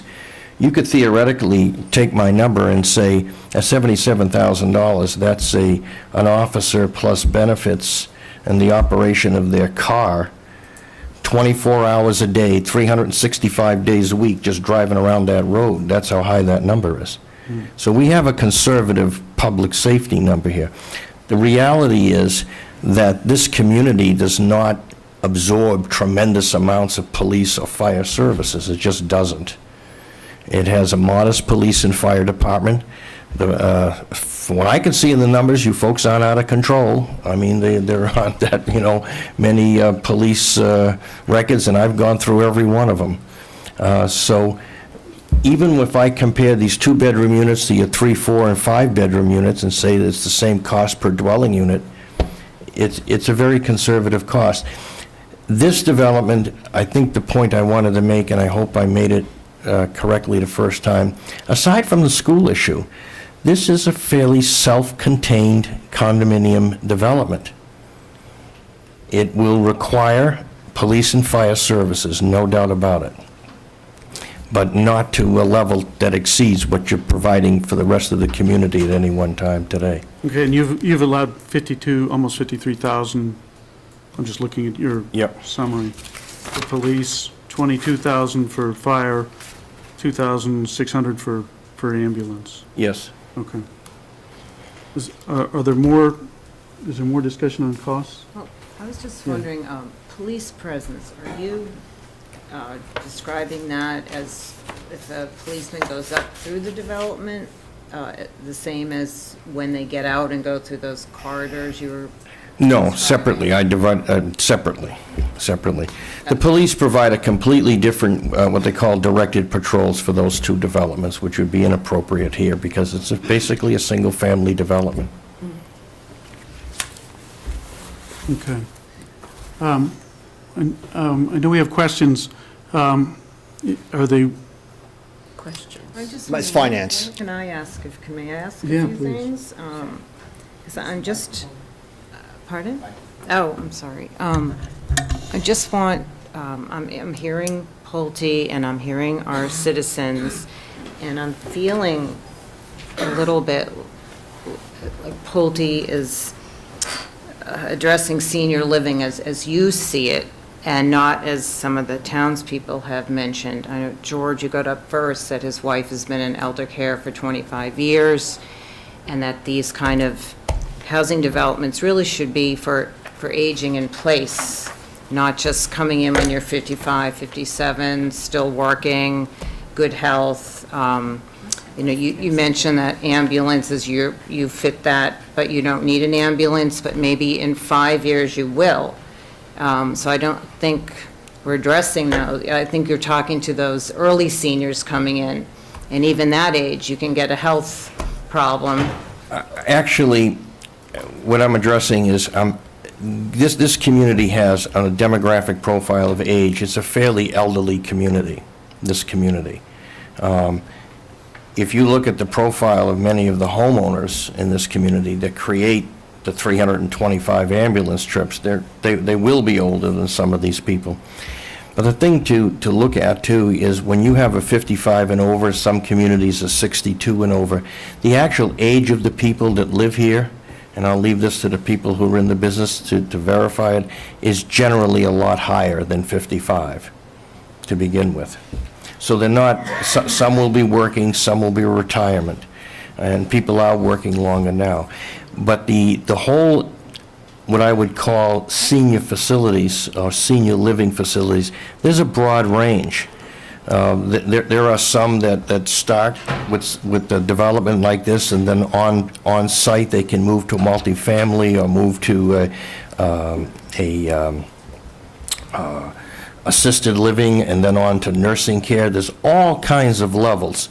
This is one particular development that is intended, I think you've heard from the architects and the landscape architects, it's single-family buildings oriented, using the architecture and the landscape treatment to blend into the community as much as possible.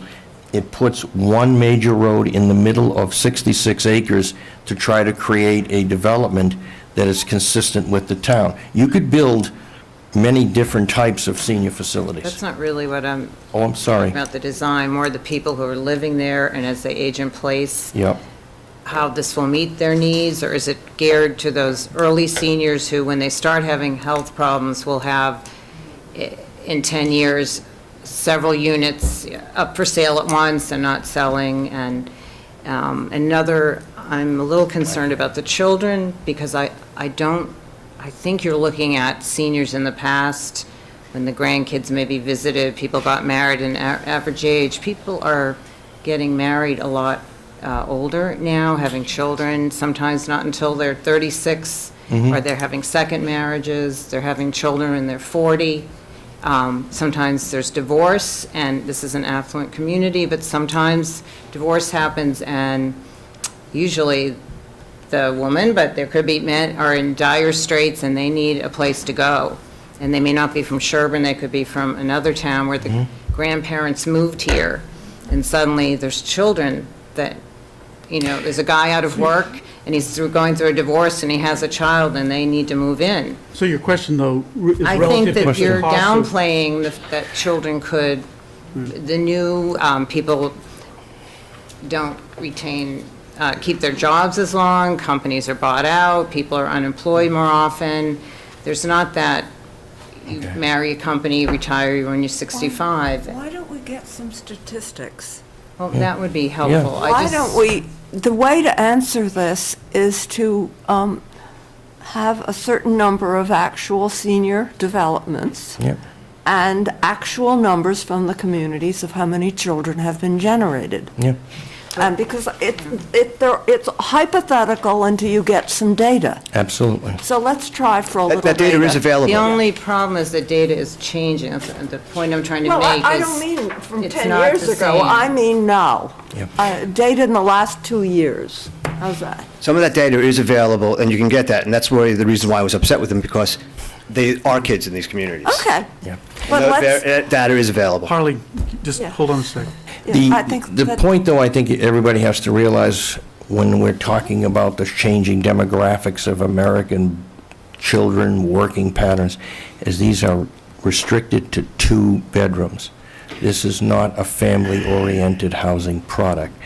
If you were raising a family or had a family in a divorce, this is still 2 bedrooms. I don't think that we're going to resolve No, this no, no. without actually having some numbers. So let's get a couple of, as many as you can find that are pertinent, of existing senior developments that are relatively recent, and see how many kids got generated, if at all.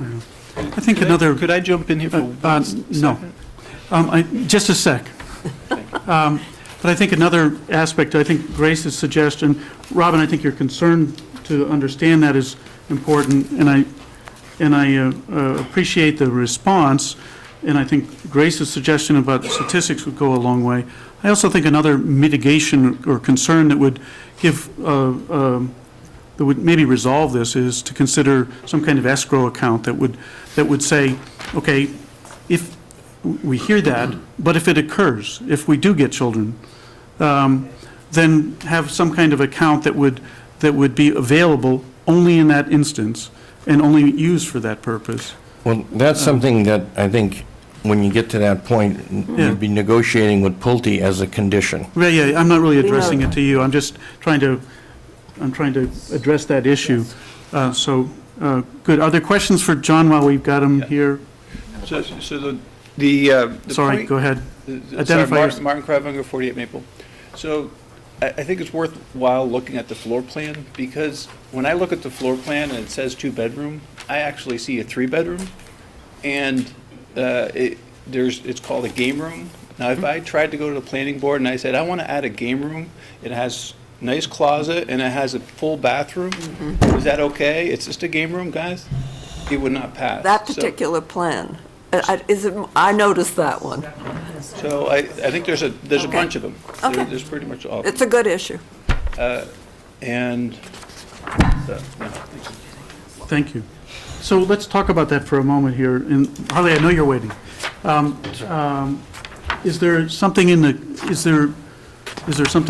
condo association rules that would prevent another room being used as a bedroom? Yeah, it would be in the deed. The actual deed of the purchase and sale agreement would restrict the unit to be 2 bedrooms in perpetuity. Okay. Okay, Harley. John, thank you. First of all, that room could be used for another bedroom. Kids can move in, caregiver can live there. Well, you haven't addressed the fact that what happens if somebody needs a caregiver to provide because they're over 55. But that being said, again, I apologize for my outburst because I hate being lied to in my face in my own community. And that's what I felt like. So that being said, the projections they're giving, they can keep on giving us $830,000. They need to give a time schedule. It's not going to happen this year, next year. It's going to happen 10 years from now, not in this year. And that's only if they're successful in selling these properties for $700,000 for people that have the privilege to live in Sherborn. So what we need to do is we need to discount that, and we also need to recognize the fact that we're only talking about a couple $100,000 difference between developing it regularly or this type of project. So I think a dollar schedule would make a lot of sense. Thank you. Thank you, Harley. We actually have that. Do you want me to answer that? Yeah, sure. The report indicates a 2 to 3 year build-out and a 2017 stabilization date. Okay. That's the projection. Yes. So, but I think we've also heard, I mean, in past discussions, we've had, they've been helpful. I think one of the discussions was the real concern about what if there's not demand. And so the idea was, one response was, well, if there's not demand, Pulte's not going to go bankrupt, unlike a smaller or a different type of developer. Instead, you would just slow down the development process. So there's a projection for 2 to 3 year build out. But if one response to the concern about the market viability is one of the responses was, well, you just slow down the development if that was the case. That's absolutely true, and at the same level, of course, if you slow down the development, you slow down the impact. Right. Yeah. I think the other question was about price, and are these going to sell at that price to as the question was asked about how much revenue, and so the price of these units would be another sort of issue to be concerned about. And in the market information here, I guess maybe we should look at that in more detail. I don't know, if, John, that's not really, maybe, I don't think you did the market analysis. That was done by our company. Yeah. Site line analysis. Do I have a copy of the report here? Maybe it's in the appendix somewhere. Yeah. He's Well, I know it's here. So John, we included this with the preliminary development plan as a response to a lot of the comments that we've gotten from the... There is no slide, so this is included with the preliminary development plan. We included a market study that was done by our senior strategic marketing analysis internally at Pulte Homes. So it's an individual who all she does is research the various markets of the communities that we're proposing to build in, and she also keeps track of all of the markets around the communities that we're currently building in. So what she provided to the board in a 4 or 5 page report, and this is also available online, so it's part of the presentation that's been put on the town website, but she included language on what the target market and the demand characteristics of this community would be. She's included a graphic on where the buyers would originate from. She's included the market pricing and the pacing factors based on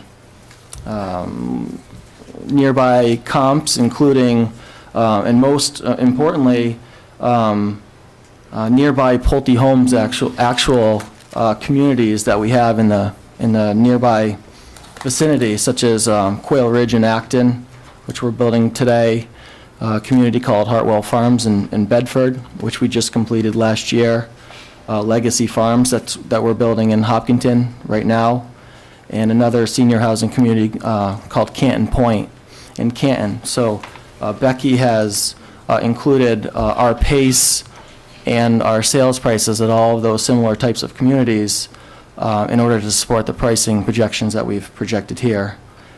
She's also included a paragraph on Whitney Farm, the 40B project down the street, and the pricing that they're asking and getting for their newly built homes, which seems like they're exceeding $1 million, so they're significantly higher than our price projections. So then she's included it, so then she added a conclusion based on her experience and based on her knowledge of this market as well as all of the markets, that the price point of $650,000 for these homes, she's confident that there's a market and that we would sell those in a 2 to 3 year time period. Okay, I think... Yeah, I had a question, and I'm not sure if this is financial or if it goes to the developer, but it's kind of going on top of some concerns that were expressed at previous meetings here. It has to do with the long-term, I guess, projection outlook of this project. There were concerns that, okay, it sells for $700,000 the first time, what are the second and third and so on sales of those homes? And my thought, as I kind of think about that, is what's the lifespan of this development and what's the, call it the 30 and 50-year outlook? Now, when I'm thinking about, as I look at a traditional house, a traditional development, you own a lot, 1 or 2 acres, you own the house, someone owns it, it changes hands, people either add to it, take away from it, some maintain it better than others, maybe at some time frame it gets raised and a new house is built. Do you have any examples on these developments where it's kind of dense, you don't own the property, but it's a condo type ownership, you're limited what you can add to it, what the long-term cost resales are, and do you have any examples of any of these that have been in for 30 plus years to get an idea of, does it all age and you tear down several homes? Do you know what I mean? Like how does a dense communal land ownership work in the long run? Eric, I appreciate the question. I think I understand it. It's just almost an impossible answer to give. But, the best I can do is, when this community is created, there will be a condominium association. So as part of that condominium association, all of the homeowners will be members of that homeowners association. And every month, they will pay to a reserve account. And the reserve account will be, the amount of the reserves will be based on the continual lifespan of the project. So for instance, the roofs would have to be repaired or the shingles in 25 to 30 years, and the private driveways would have to be repaved in every 10 or 20 years. And so every common element of the project will have a certain lifespan, and that would be determined, and a reserve study would be done, and there would be a known amount of reserves that would be needed for a condominium project like this. So the money, when things need to be replaced in the future, 20, 30, 40 years down the road, there would be money available to make those repairs happen. And just as another note, I mean, the homeowners moving in here, these are their homes. They're paying money. This is their asset. This is their value. These are their assets. So it behooves them to upkeep their home and upkeep the community to maintain the value of their property, if not improve it. So, it doesn't deteriorate like that. They would actually only enhance it. But everything has a certain limited life, and some people just simply do better in maintaining than others. It's just the way it is. That's why, I think someone spoke about the character of Sherborn in general, except for maybe a surge in the late 60s, early 70s, is somewhat developed organically. So houses are different ages around it. So you'll see it. So I think that's kind of why this one's a little bit hard for several of us to wrap our minds around, where it's all built up at once. It all kind of has its own aging process in it.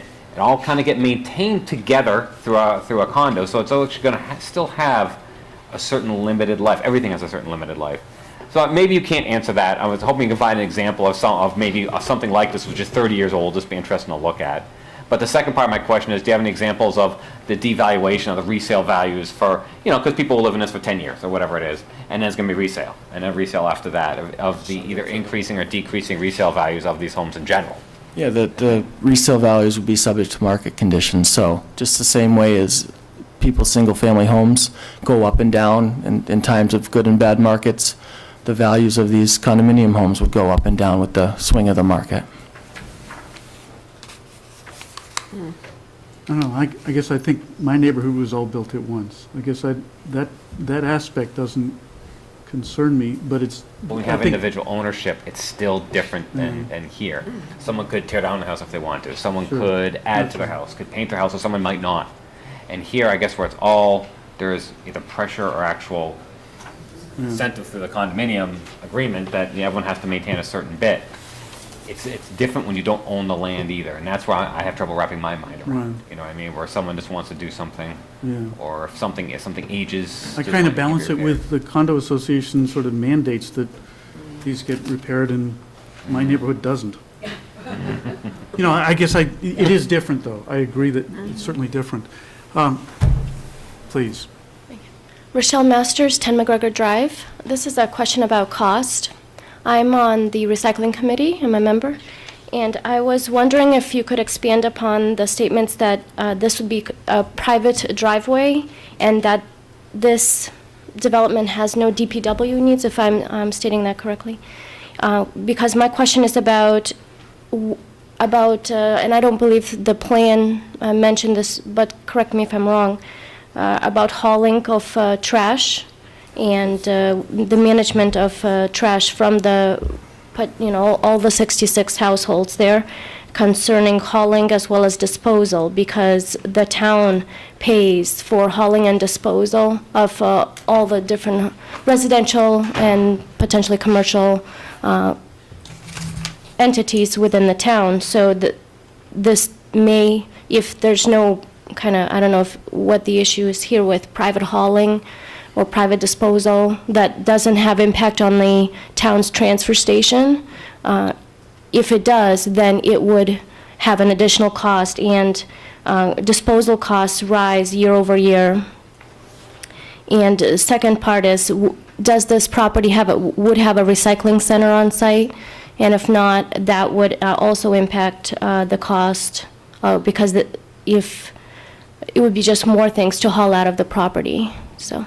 Mark? Right, so this is a privately owned and maintained condominium, so it would be our expectation that this condominium would contract privately with its own trash hauler, so it would not be looking to the town to deal with its waste, so there would be no cost to the town for that.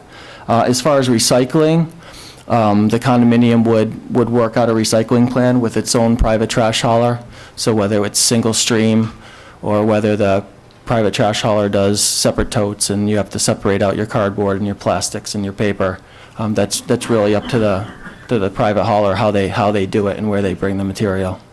Okay, so the private hauler would determine whether it's being brought to the transfer station or whether it's being brought to another facility in another town. Yeah, I guess, That's an Michelle, I think, question. I kind of a little surprised.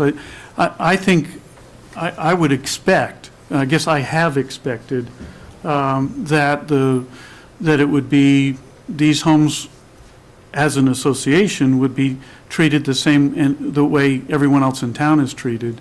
So, you. No, it would be all of our condominiums of private trash, and they hire their own trash. We don't have a town trash service that's paid by our taxes. We don't have that. So, but residents are allowed to contract to have their trash picked up and taken to the town transfer station, or take it themselves. Mm-hmm. So the condominium would act that same way? Yeah, but so they could, my point is the association could contract for a trash hauler to take the trash to Michelle's point, to our transfer station. Right, and if it were our transfer station, then that would require our transfer station to spend money to haul the tonnage to another at a cost. It's another Yeah. cost against the income of the Correct. taxes they pay. Each, technically. Taxes. Yeah.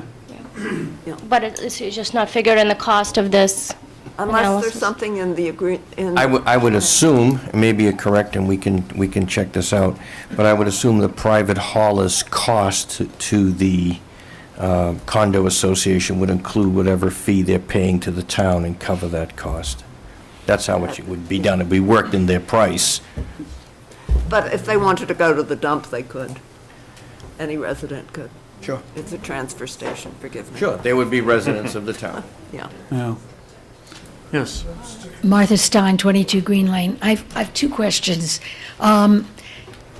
Legally or by law, and I guess you guys can answer this for me, does senior have to be defined as 55 and above? Can it be 62 and above?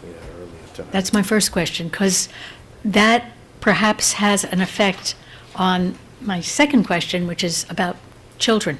Can you legally put in some kind of restriction that there will be no children?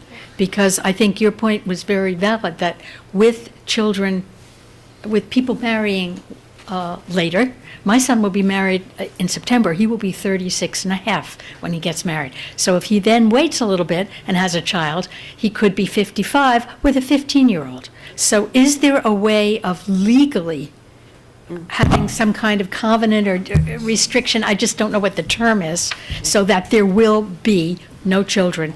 And is the 55 age limit set in stone? Because if the age was 62 or 65, that might negate the other problem. Those are my questions, and I don't know who can answer them. I Thank can. you. Mr. Chairman. Right. So the age limit for this senior housing community is based on the town's existing zoning. So if you look at the EA zoning district, it requires that one member of every household has to be age 55 years of age or greater. So that sets the guidelines for this community in this town. Changed at all? Or is that set in stone? I just don't know. Yeah, Doesn't well, really answer. Martha just asked, not at the microphone, but Martha just asked if that could be changed. So, and the answer to that is, yeah, we can change our laws, but it's the process to do that. It doesn't say that they have to be 55. There's nothing in there that says it couldn't be an older standard, is there? I'm not sure we want it older, but is there anything in that says it can't? The building occupancy. No, doesn't that mean that they can't be younger than 55? It says, it actually cites CMR, and that's why I'm kind of worried about, because 55 is very common, so it might be a question for council, because I think it goes to CMRs, it goes to some federal act which actually exempts the civil rights to discrimination under 55. Okay. And it goes to a legal question, which I'm not qualified to answer. That's the HOPA rule, Housing for Older Persons Act. It's a federal law which allows age-restricted housing. And it's written into our bylaws here. It actually says that the building occupancy of persons eligible for low or moderate income units as defined, should be limited to families, at least one member of which is 55 age or older. So I would assume that if we could modify that under state and federal law, we'd have to probably modify this in our bylaws. So there are two questions. One is whether it is legal to say, okay, in this instance, we're not going to say that one must be 55, we're going to say one must be 62. That's question number one. The second question is whether we want to do that, not just whether we can, but whether we want to. Well, if we can't, the second question's moved. Well, okay. And whether you can put in a legal... Martha, it doesn't count if you're not at the microphone. Sorry. The reason is because we want to make sure people can hear. Back to the microphone. Gino, do you have any insight at this point? Only that our bylaw used to be 62, and we lowered it to 55, maybe 10 or so years ago, to be consistent with state and federal law. But again, as Grace pointed out, it says that that's the minimum. I don't know that we couldn't voluntarily, or they could voluntarily restrict it to 62, or that could be a condition. I'm not sure if we can do that or not. It's a question for council, but... Okay. So I guess the answer is we'll take that as a question. Okay, and the second piece is, are you allowed to legally put in a restriction to protect that there will be no children? Yeah. And I think the answer is the same. I don't think we can, but I think it's a question. Gino, we'll take that as a question, and maybe you know, but I suspect we cannot, but I don't know that for sure. We have some communities where kids are restricted, and we have other age restricted where kids are not restricted. Okay. So it is legal to say no kids? Yeah, it's based on the town zoning. So some towns have in their zoning, like, no permanent residents can be 18 years of age or younger. It has to be in the zoning first? That's just in the situations I'm speaking of. There was certain zoning provisions. That's why you built it that way? And we always comply with the town zoning and regulations, so. I see. So that it was legal for them to do that, though? It was. Okay. Another thing to think about. Yeah. George. Hi. My point addresses the viability of the marketing concept behind this project. Anyone coming into the town of Sherborn to buy a property cannot be unaware of the tax rate of this town, which is among the highest in the state. When we moved here in 1979, we did not move here to occupy a Levittown residence and pay Sherborn taxes. The reason, in my experience, going back these 33-odd years, that people come to this town to live is for the open space, for the 2-acre zoning, for the RB zoning. I have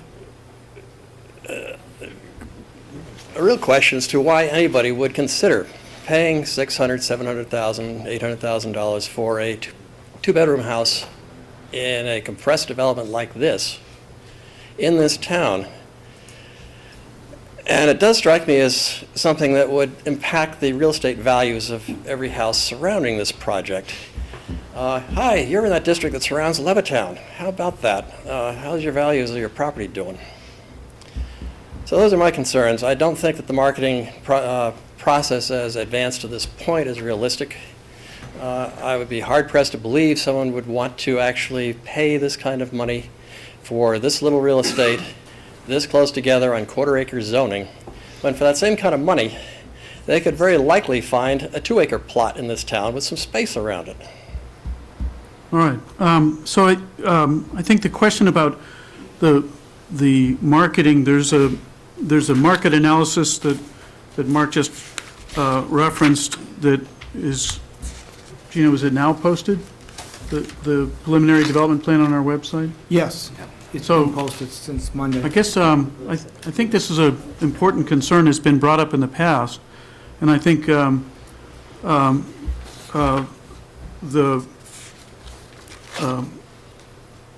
Pulte Homes has done a market analysis and shared it as part of that. I guess the question is sort of, so how much do we trust that, or can we accept that?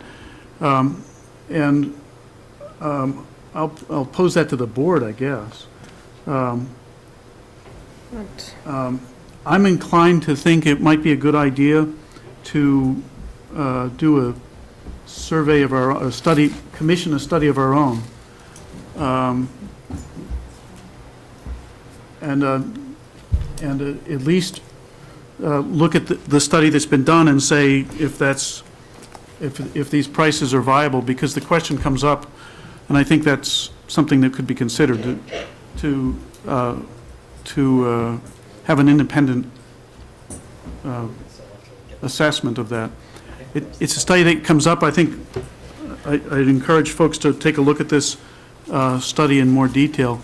We're moving on in time, and we've got lots of ground to cover. Are there more questions specifically about the costs or the marketability? Which I had one, to Yes. follow up on yours, I think, or whatever. We could definitely do an independent one. In the short term, unless I'm missing in here, I mean, all we have is just kind of what they're proposing to sell the houses at. They have comparables and they have their own, even if it's an informal report. We could ask for just basically for their crunching their data. They crunch data for traffic, they crunch data for the revenue to the town. I mean, did I miss it? Are they crunching data for the actual comparables? It's provided in the market study. Okay. Yeah, it's Eric, it's in our package, it's the last one, E. Or no, sorry, that's not correct. It's D, Appendix D. So, without going through all the details, it does reference different sales prices and a projection for resale prices. So, okay. I guess I think I'm posing a suggestion that we consider our own study, that the town selects the. There were three things we spoke about in the previous weeks that we're talking about independent studies. There was the well, we're talking about maybe getting an independent engineer to look at that and provide opinions. There was the market study, and then there was the actual cost analysis to look at it there, to have an independent review. So I don't know if we want to refine that, because obviously, the more you pick, the larger cost, the more someone could say no. Or if we want to draft up a scope to actually, propose this, because, if we decide to do something independent, it'll be 2 months before we get results of it, just what it takes to procure it. Well, we've gotten an estimate. Oh, do we? For a market survey. Okay. So, Do you want to have a market survey or have someone who's knowledgeable review the materials we've been given and see if they seem accurate? in terms of scope, huh? Yeah. I think, It seems to me that what you want is a skilled independent evaluation of the materials that you've been handed? Yeah, I'm not sure there's a Is there, huge difference, but yeah. well, one, you have to go out and gather materials. Yeah. The other, I don't know, maybe But you I think- can't, wouldn't maybe you you have to can't do that anyway? evaluate it unless you can. Okay, all right. Take it all back. Well, I'd like to, Sometimes I just worry a little bit about the marketing with the, the rolling wooded site sometimes, and when I read this, the marketing person for you, the rolling wooded site, but we're talking about people coming in, saying from other communities, but maybe they're not aware of how many mosquitoes and ticks we have here, and that's really something that, in your marketing, I don't think we've got more than our neighbors, do we? Do they all come to the Sherborn? wooded, yes, they do. We have higher lime here, we have, these are things that she glosses over, that they're going to come here for the wooded setting. And that's, maybe they'll come here and realize, my gosh, I got lime this summer, and have a lot of mosquitoes, I'm going to put this unit up for sale, and we're going to have track record of these units. Well, I think These are comparing- just questions I want to pose. I think it's something. I think That's your comparing, big marketing, the wooded setting. So that's, I think it glosses over the reality of some of that, especially units that only have a deck. They will not be able to be out on that deck. I've said that before in other meetings. yeah, but I think, Robin, I guess I think if someone's choosing to, if someone's attracted to Sherborn over some other location that's or maybe more urban or something, then if they're choosing the country life, they get all the Things that joys go of with country it. living. I guess I want to look at other things that we've talked about in the past, and I want to make sure we cover in some time. One is the emergency access. We've got 3 proposals. I want to talk a little bit about that.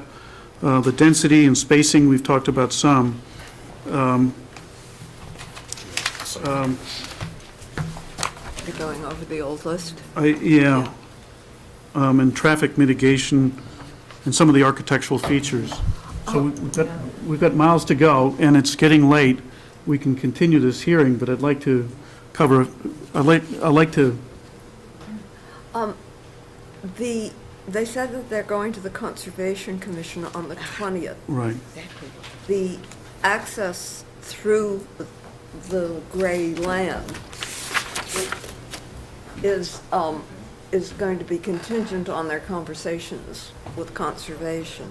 So, Right. So I think, Yeah. to your point, certainly the option, I don't remember which, A, towards going through conservation land to McGregor, there's 2 things. And Grace, you pointed out they're going to conservation on the 20th. On March 20th, yes. March 20th. And the other was getting our town council opinion on that process. Right. Through conservation land. And we haven't that, I know, Gina, you've been in touch, but and we expect it shortly. Yes, I spoke with her today. She is reviewing the issue, and she asked for some additional information, which I provided, and she should have an opinion shortly. Okay, so I guess for emergency access, I want to continue that so that we have, realistically, so we have conservation, we have town council's opinion. Yeah, that would be great. I mean, the purpose of this exhibit was to open up the discussion, go over the options we're considering, but by no means have we made a decision on which one is best for the town or which one, we would be deciding to go with, so. Okay. If we're going to be talking to town council, I was telling Gino, I went online and was looking at the state's subdivision bylaw about dead ends and distances and other things. And it suggests that you can't, if someone doesn't control the property that you're asking them to do something on, and they therefore can't do it unilaterally, that you can't deny a permit. Gino understood the language when I mentioned it to him. So we really do need town council to clarify the difference between something being desirable, which an alternative access is certainly very desirable, but is it a basis, if it doesn't, is it under the control of the developer for us to deny something? There can be other reasons, but do you understand my question? Yeah. So town council has to really make that very, very clear for us. Okay. I know folks are standing there, and I want to get to everybody. Are there specific questions relative to emergency access?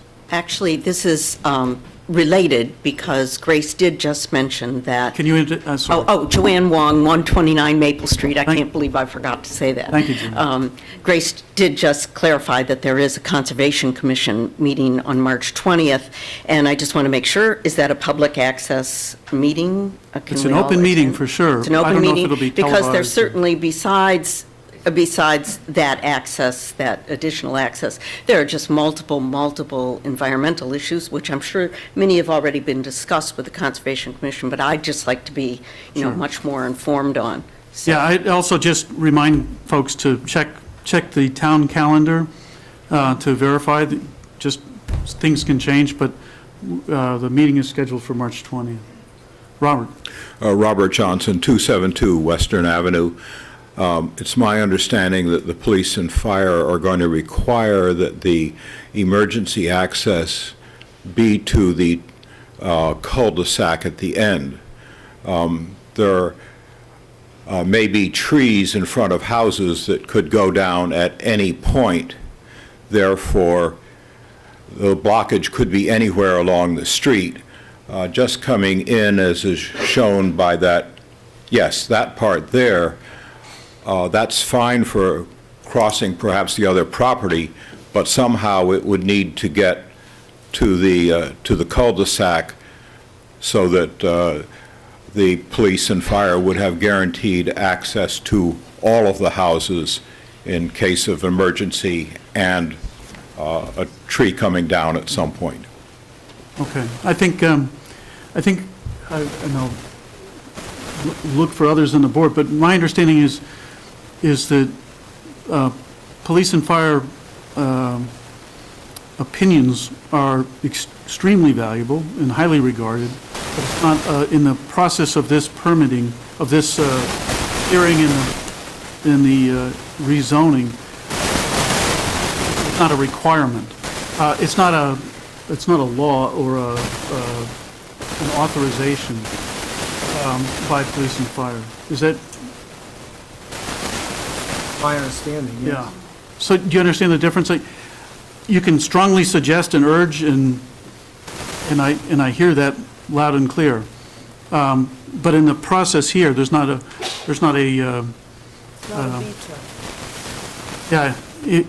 If what they propose can be, if they propose something that's not what you require, to use that word, it could still pass.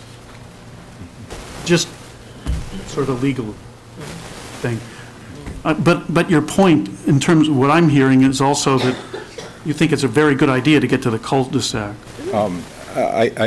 And also, I think that it would be beneficial to them at town meeting to have a plan that's acceptable to police and fire. If they present a plan that is not acceptable to police and fire, I think they might lose some votes. Point well taken and well stated. We have to follow law. Yeah. They can propose whatever they want. You're right, Rob. I just have one comment in Yeah. regards to the emergency access. Jason Fergiani, 20 McGregor Drive. A gentleman from Pulte commented that the backyards of the clustered development will be cleared approximately 25 to 40 feet behind each home. So, the probability of a tree coming down, completely crushing a house, and then blocking the road seems to me improbable. The concerns of fire and safety have to be weighed against conservation concerns and others in the community. Thanks. Thank you. This is too low. Lift it up. There.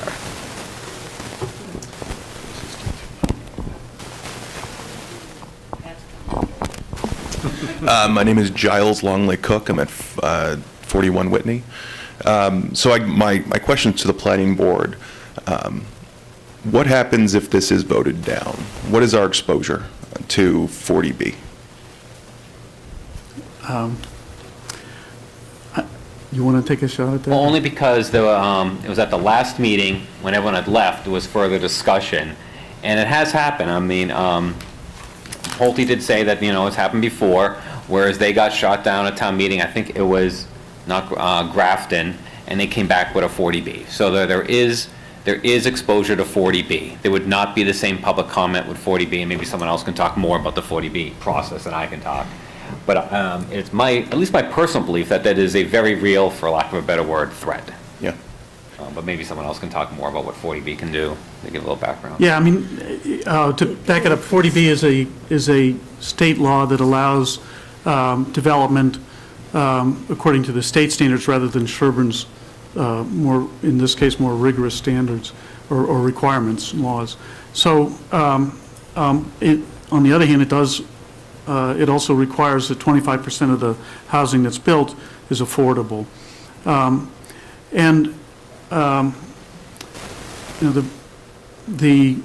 The reality of the property owner has the right to sell the property, the buyer has the right to buy the property, and then the development that goes there is within the law. It has to be within the laws. So that's an option. Mm-hmm. There are other options. To gauge that, you got any new news to tell us, I guess? No, I think you summed it up correctly. I mean, the Gray family has owned this parcel of land for generations, and they've made a decision that they'd like to sell it. And they'd like us to put a residential housing development here. And so we came to the town and we looked at your bylaws and your community plan, and in conversation with town officials, we decided it was best to propose a senior housing development. So that's the plan that's before you today, and that's what we presented tonight. So I think it's a good plan for the town. To clarify what you said with the 40B, you said it has to be done within the law, but not the local laws. It's exempt from the state, from the town zoning laws. Right. It has to be done, engineering practices and so on and so on. But I mean, I think someone before brought up Whitney Street. I mean, no one knows that's a 40B, so the town had very little say.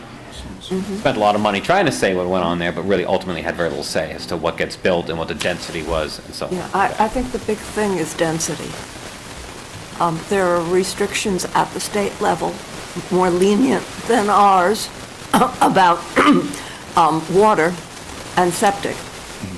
But the state regulations are still reasonable, though they are less strict than Sherborn's. But the state allowance of density on this property would be probably quite different. And I think what I'd also like to say is that, I don't think we should, of course, just imagine this in terms of it staying exactly the way it is versus this, and those are the only two options we're voting between. We have to also take into account the risk that I live on Whitney. I moved in a year ago, and it was a beautiful farm. Heard that it was going to be, developed, and now I see exactly what it is, and this looks better than that. So just, it doesn't mean that it's definitely going to happen, but don't assume that if we vote this down, you've won. Yeah. Can I address it a little bit? I'm Mark Camo from Pulte Homes, and it's been noted that a few times in Pulte history in New England that we have been in a situation where we've come into a town and we have asked for a rezoning of a project, and that rezoning has been turned down, and then we have sought a 40B permit and gained a 40B permit. I happen to live in a 40B that Pulte did, which is a very similar circumstance to this in a sense. We wanted to rezone it. We were turned down, and we opted at that time, and I'm not saying we're opting at this time to do that, but I've been asked this question probably, 30, 40 times, so I might as well at least discuss it, and certainly not a case of laying cards on the table, but, so, that I can recall at least 2 instances that Pulte has sought rezonings and been turned down by a town and sought a 40B permit. The closest one is the Natick site. The history of that site was that there was going to be a tennis club originally on there with about 55 or 50 or 55 units of over 55 housing. The town, it never got to town meeting because there was so much opposition to that the original developer, who was not Pulte, opted to withdraw it from the town warrant article. Subsequently, the landowners, there were 2 families that had been in town for over a century, went under agreement with Pulte Homes, went under agreement with us, this team right here, and we went straight to a 40B. That turned out to be, I think, Mark, 268 units over there. Another site that we had done was going to be something in the nature of around 60 to 70 houses, and that ended up to be 53 or 56 units of housing. It's a reality it's that if a landowner wants to sell a particular parcel of land, and the zoning in town is precluding him, in his opinion, to be able to extract the kind of financial gain that he believes that he should get, that he can opt and go for a 40B, which is a state permit, which means there would not be any rezoning. You would not go to town meeting. You would not go before this board right here. You would not be subject to your Board of Health regulations. You would not be subject to your town conservation bylaw. You would be subject to going to the state regulations for a Board of Health. This project would probably look like something with a wastewater treatment plant in it. It would still have a well, and it would also have 25% affordable units. There would be no age restriction whatsoever.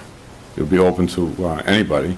And your density requirements by your subdivision bylaws would not apply. Are we going to stand here and just listen? No, sir, I'm not. It's like we're just, I mean, All right. we get it. I am. It's a big, it's Sorry, a heavy-handed you know, threat. Please. No, it's not a threat. I've been asked this question about 30, 40 times, so I might as well address it and rather than try to skirt around it. That's what it would look like. I think we've had that discussed in several meetings. This is the preliminary development plan hearing, and it's televised, so let's take advantage of getting this message. The other option, and Giles sort of was asking, I think, another was referencing this, but the other option that we didn't discuss is other options are it could be developed in a different way, and it's still in Chapter 61, so the town has an option to either acquire it, the town can acquire it, or it can assign that right of first refusal. So those are other options that could occur if this was not voted favorably at town meeting. John, There's one other option. Could I ask a question? And this is sensitive, and I'm not sure you'll want to answer it. I've been told that your contingent agreement with the landowner has a price per developed unit. The agreement that we have right now is proprietary. There are, what you're asking is it conditional, like, is it called a pro rata deal? You know, I really, that's a normal term in a contract such as ours. I can't confirm or deny whether this one's I know, I realize that. But there are the interests of the landowners to maximize returns, and therefore it's a contract which it has that in it, as I understand it. There's quite a process on 61A or B, and how a town would go about deciding whether they would buy it and what the purchase price of that property would be. And it's got lots of twists and turns in it. There's a lot of appraisals involved with it. Right. However, once a particular parcel is presented to the town, you have X number of days, I think it's 120, to make a decision as to whether or not you want to purchase the site. That has also happened in our history, that we have put parcels under agreement that were under 61A or B, and towns have opted to purchase them. I want to, we've got a list of things to do. We're not going to be able to get through this list tonight. And I know there's folks with questions. What I would like to, yep, I hear you. What I'd like to do is get through these questions and then move on to our other warrant articles, and can understand that if we don't get everything answered, I've got more things to ask on other topics of this, that we'll continue this. Is the board in agreement? We'll continue this hearing? Are all the representatives coming? So for instance, a specialist on the well and the fine, so if there's follow-up questions in particular areas, will we expect that there'll be the same people to answer those questions? Up to you.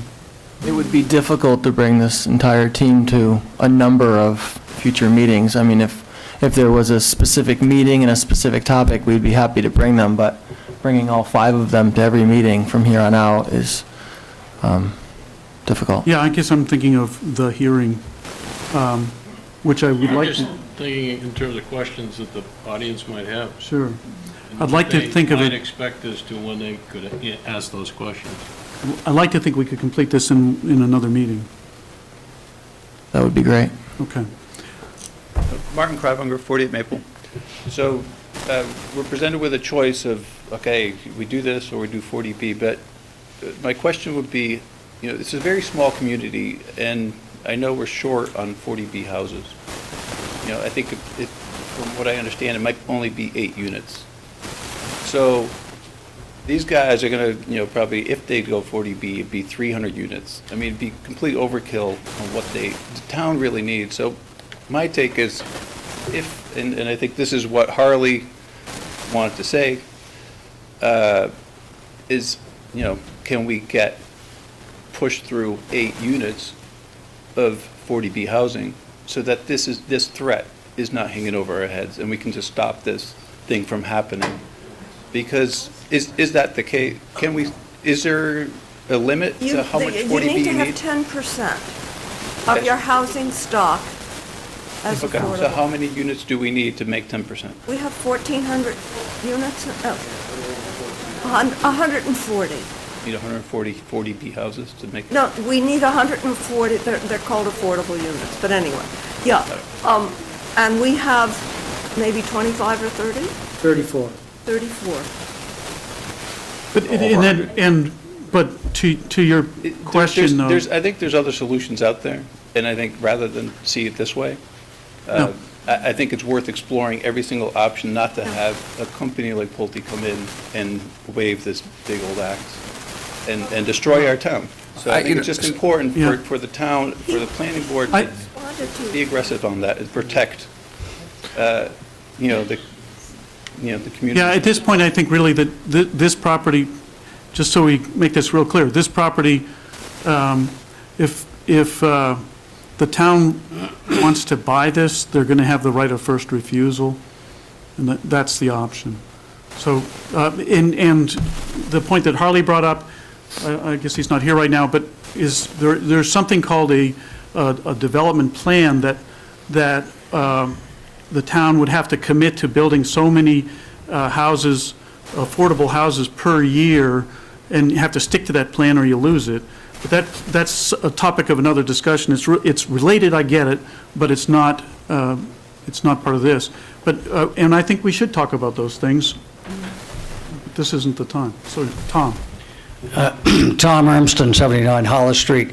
I'd like to shift gears a little bit. Could you put the eyebrow up on the board there? Plan of the park, sir? I'm sorry? Plan of the park? Yeah, but you don't have to, I just wanted to have it for reference. I forgot your name, the landscape architect. Matt, okay. Matt mentioned that this would be a nice place to gather and get together. My reaction to that comment is this is Sherborn, not Sarasota. And it begs the question of where one gathers in the other 5 or 6 months of the year. Furthermore, I heard the term used, self-contained. I heard the word community used a number of times. This is a large community. This is 4% of our housing stock. It is remote from the center of town. These are seniors. These are people 55 and over. To make this more of a community, if that's what you really think you want to have here, and this is what I think we ought to have, there ought to be a place to gather in the wintertime with a wheelchair ramp, and I've mentioned this before, kitchen, gas fireplace, and a space for a meeting room, square dance, bingo, you name it. With a cupola on top, and then add $5,000 to each of the housing prices to pay for it. So you have a $300,000 community building. To make this a community. This is not a community the way it's designed now. It's a project. Some people would unfairly say it's a trailer park. I think you've got to have some place where people can gather in something other than the summer months. And so, to use John's verbiage, I strongly suggest, and I'm thinking of town meeting here, I strongly suggest and I urge you to consider cutting back on the number of units, creating space at the end of the project, at the end of the cul-de-sac, and put in a community building where the people in this neighborhood can gather at any time of year. So, just to respond to that, Tom, I know you have mentioned that many times at all the meetings we've been to, so, we appreciate your comment. I mean, it's a good one. We have many communities, and I'd say half of them have a community building and a clubhouse, and half of them don't. And that is something we could do, and we have discussed, we have considered here.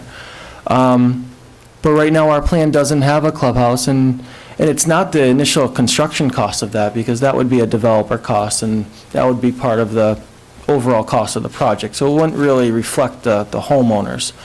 The reason we haven't proposed one here is we really don't think 66 homes can support a clubhouse based on our experience and based on our experience with our other homeowners at existing communities. The cost, so it's not the initial construction cost, it's actually the upkeep and maintenance of a clubhouse building, the cost of heating it, the cost of the electricity, the cost of paying taxes.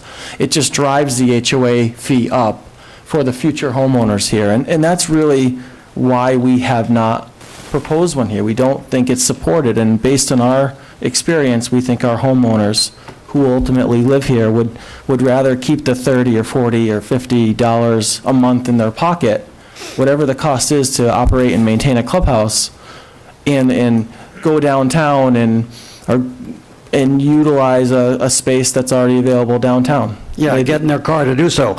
And I'm telling you that in this town, the subject of having a senior center has been on the table for 20 years. It's a sensitive topic, and I think the town has struggled to try to come up with a senior center for the town, albeit, but nothing has happened. So I'm saying this is a remote community. You're up in the woods. It's big, 66 units. You're not 25 units. You ought to have a place where people can gather, have meetings, and do other things. And without it, it's not a community. I guess. I just wanted to add Tom's comment about maybe Florida. And this was the first thing that struck me when I read this. I combed through this every page today. And just, this is a very nice drawing, but this does not say what I'm hearing about all your marketing, a lovely place tucked away in the woods. Where are the trees? I see a few trees in front of the houses.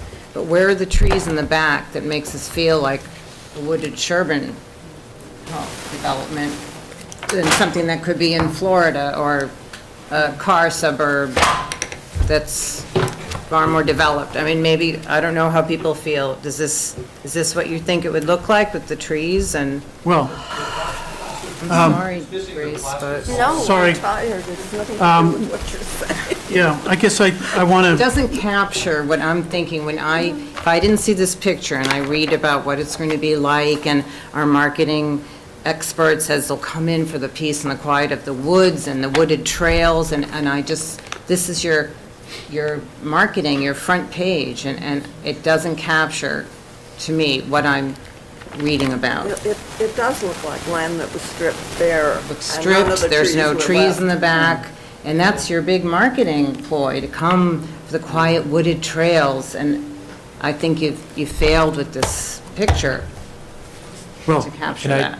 Can I respond to that? Sure.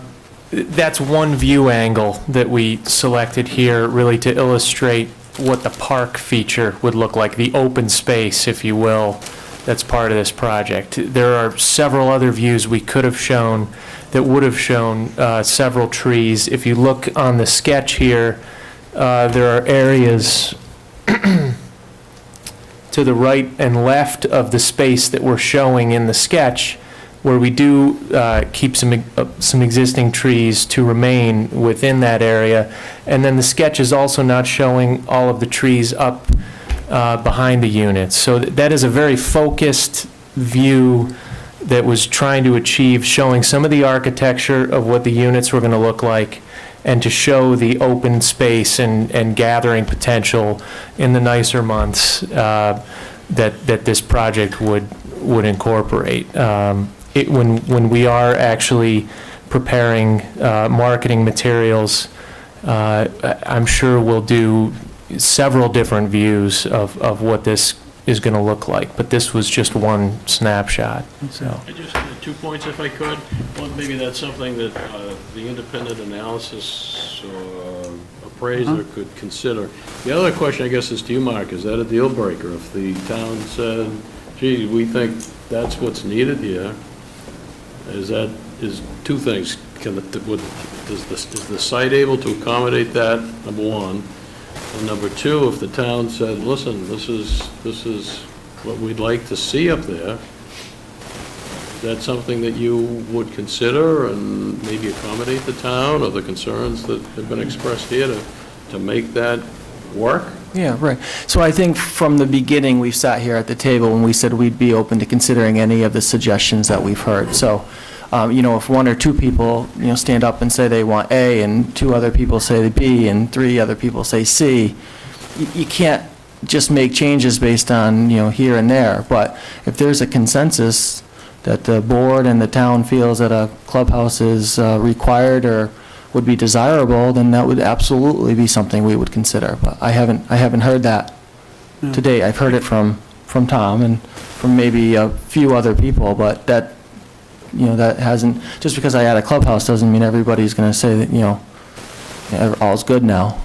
And I'm not suggesting that either, but I would echo some of those concerns. We have family members that live or have lived in communities, and quite frankly, a lot of time is spent in the community house, whether it is playing bingo or just a place to gather, or to rent out, to have family get-togethers. I mean, it can make a difference, and it might offset that additional cost in terms of the value that this generates. I think your suggestion that this topic be considered part of the market analysis might be useful. I guess I have a different view. I look at this as an active adult. I think it's attractive because of the trails and because of the woods. I also think that EA has got a lot to do with our town center, and I'd rather, this is just my opinion, maybe in contrast to the idea of a community center, but my opinion is I like the idea of putting more demand on the town center. I like the idea of meeting at the Sherborn Inn. I like the idea of meeting in different places that encourages using and sort of enhancing our town center. Our population is likely to continue to trend towards an older population. I think the demand for making use of a walkable village and enhancing our town center is going to benefit the whole town, because the whole town population is likely to increase in age.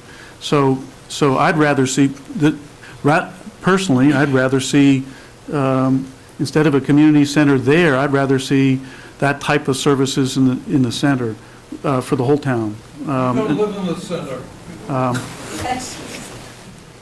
Susie. Susie Wheelwright, Hunting Lane. I hear talk of market viability, and I hear that there's a CMA, which I have not seen, a market analysis. Having produced many of those, I would make the point to you as a committee that the only reasonable market analysis is one that is within the community. And though I have not seen this one, when you produce a market analysis, you have to compare within the community. Otherwise, you have a huge variable, which is community to community. It doesn't have to do with just the buildings, the bricks and the mortar. It doesn't have to do with the landscaping. It has to do with the neighborhood, the community. And in order to get the good information that you're seeking about whether this is, in fact, a viable market position, it needs to be compared to things in Sherborn. Okay, thank you. Our last question. Alan Geeson, Curve Street. So I'm just, when I'm hearing that about the 40B as a possible option, you know, it seems like the weakness in this plan currently is the lack of an emergency access road. You know, one's going through conservation land, one's going through wetlands, and one's going through private property. So wouldn't that also apply for the 40B? That's a question I have. If it were to go to that, wouldn't those issues with the problems with not having an emergency access road continue for that problem, for that potential development as well? As Robert very aptly, I'm sorry. As Robert Johnson very aptly said, when the police and fire ask for a road, town meeting is likely to pay attention, but a 40B doesn't require a town meeting vote. And there's no legal obligation. I want to be very clear, because I've said this before. I don't want anyone to think I don't think the access road is unimportant. I think it's very important. But I was curious and explored this. It doesn't seem to be legally required. It's just a damn good idea. And since that would affect town meeting's attitude very strongly, but it has no effect if there's no requirement that something goes to town meeting. Yeah. Unfortunately. I want to continue the hearing, but we've got to, on this topic, but we've got also on our hearing, we've got the moratorium on medical marijuana, we've got lighting, and I'd like to move on to those topics and continue this hearing on the 90 Maple Street project to our next meeting. Just a comment, if I could, before we leave. At some point, Mark, I know we've talked about this in terms of having a map that's presented to us that has a distance from the town center to the lot. I think should be part of what's being proposed here, so that it at least complies with that requirement of this bylaw. We'll add that to the plan. Just one suggestion, like we did last week, just in case this does go past another night, do you want to meet next week? For this? Yeah, even just for this, just to continue this hearing to next week, you know, assuming we might close off 2, 3, and 4 on the others. But. Well, I guess I think it'd be nice to be able to incorporate town council's opinion and conservation committee.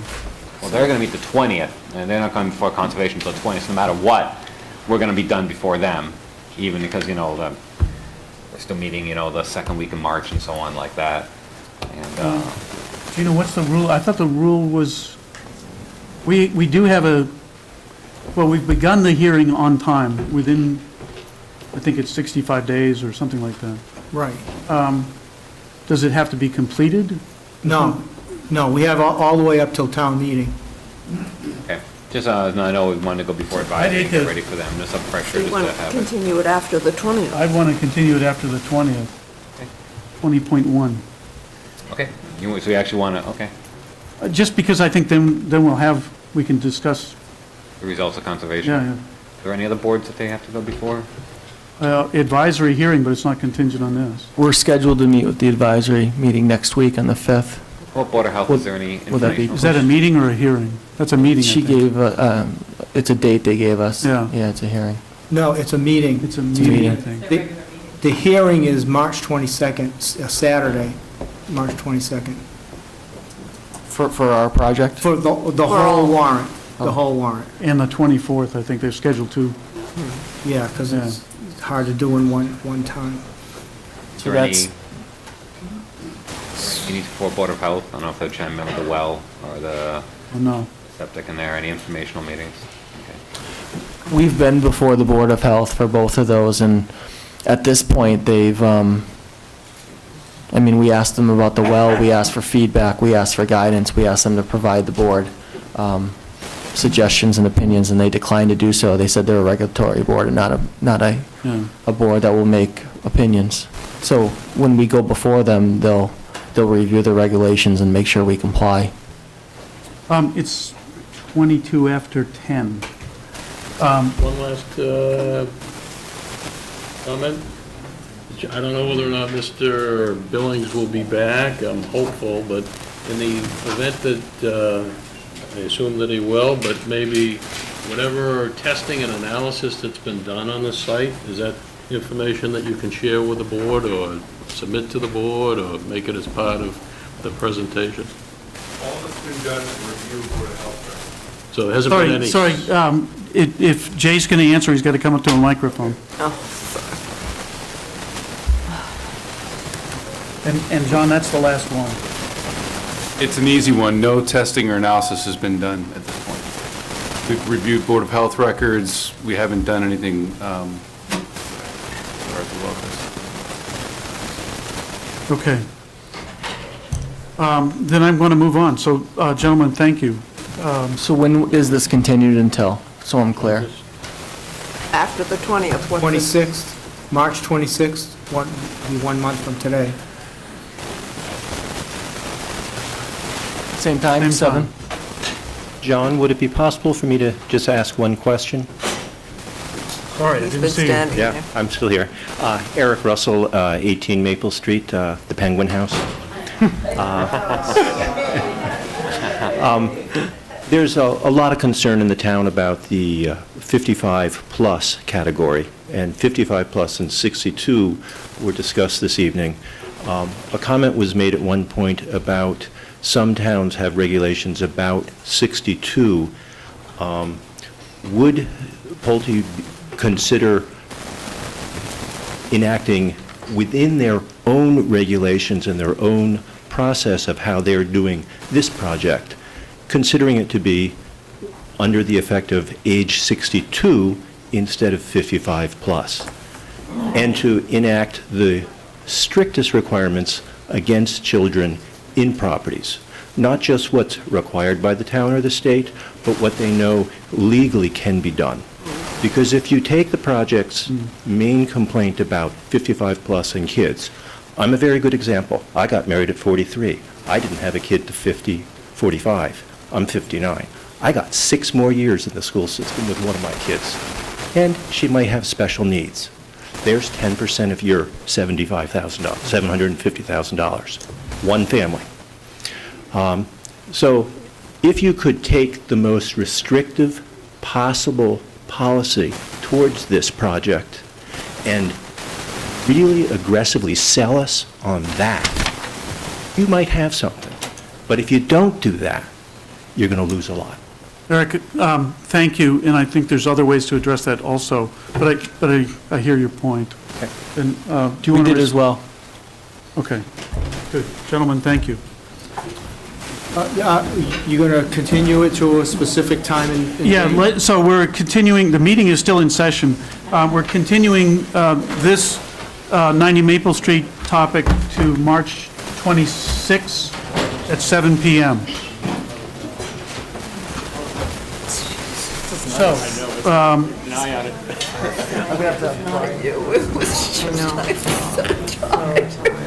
okay.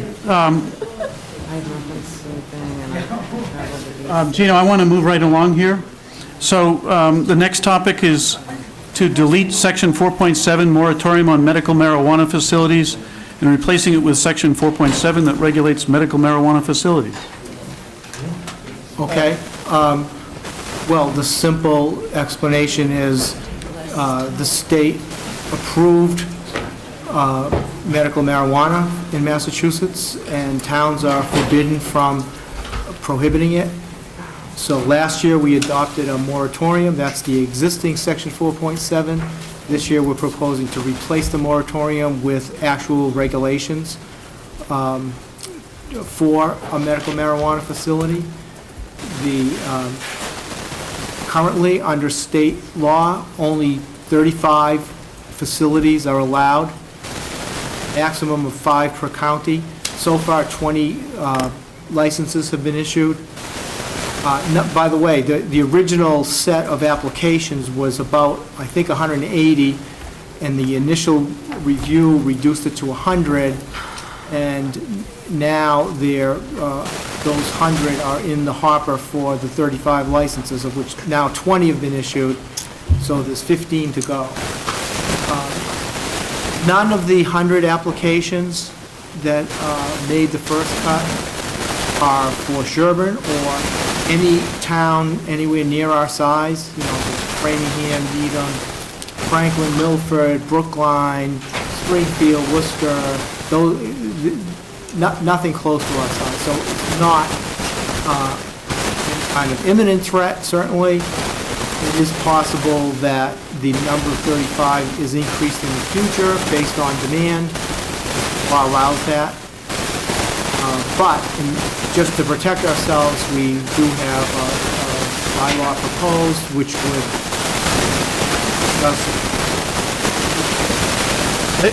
I'll interrupt here because we're hearing some technical difficulties.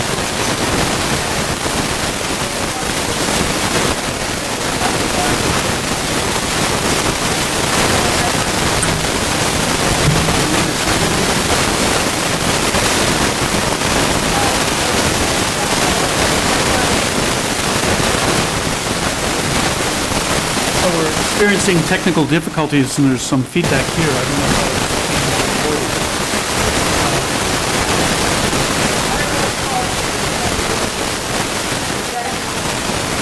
Okay, let's finish.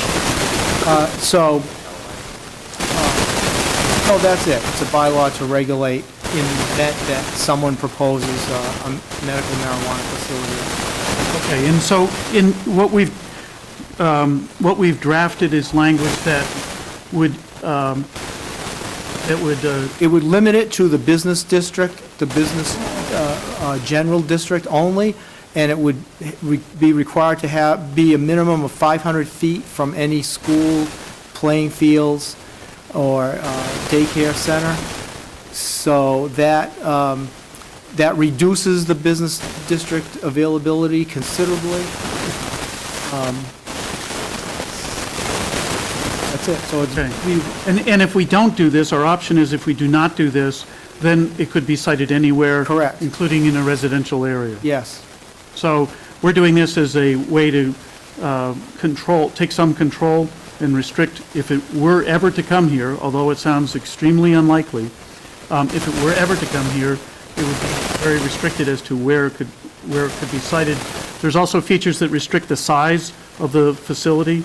The state law requires it be indoors, and there's a lot of control and security requirements and restrictions about signage, and there's a lot to it. A facility could be both, it could be either a dispensary or a growing facility or both. But when it's grown, it has to be indoors in a highly secure facility. And one example of a growing facility that a license was issued to in the town of Franklin, where I live, it's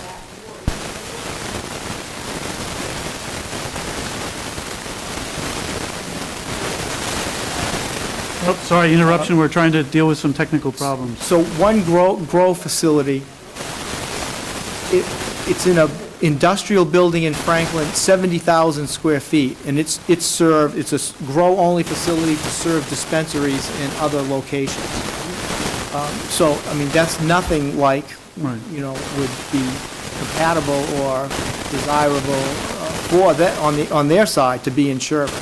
There's really no suitable location for something like that. Now, there might be a dispensary that only needs a storefront, basically. But our bylaw would provide for that in a highly controlled manner. Okay, so is there discussion about this? No, I think that's Any discussion here? Yep.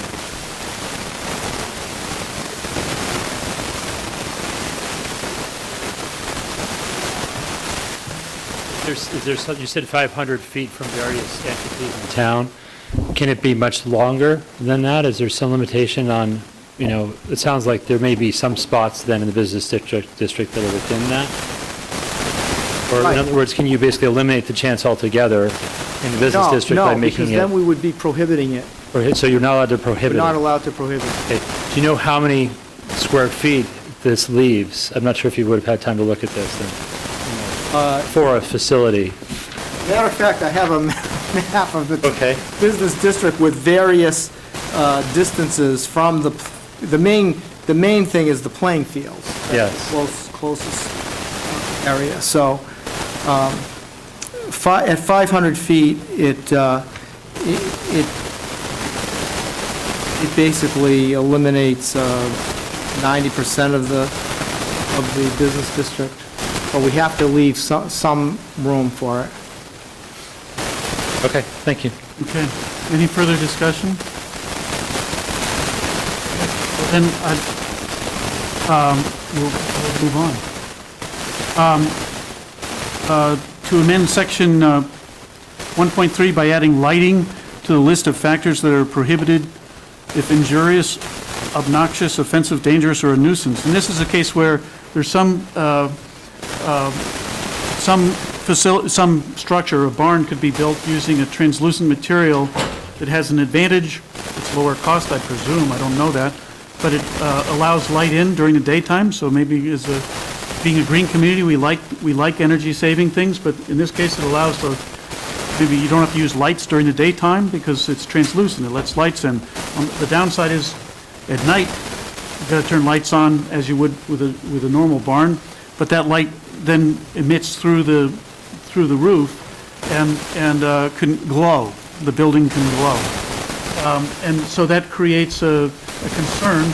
We've got agricultural screening as a one control, but one can only screen so much. So the concern was that put some kind of just include lighting as we do with noise and vibration and smell and other things in our zoning bylaw.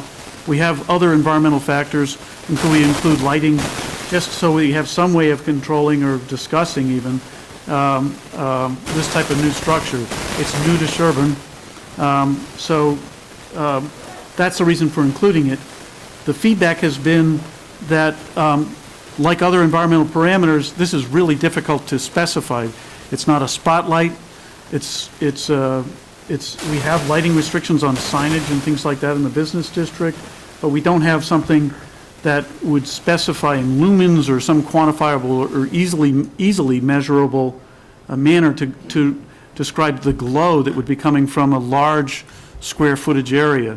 So we proposed this, and one suggestion has been made that we postpone this, or we withdraw this or table it, pending the ability to specify it or measure it.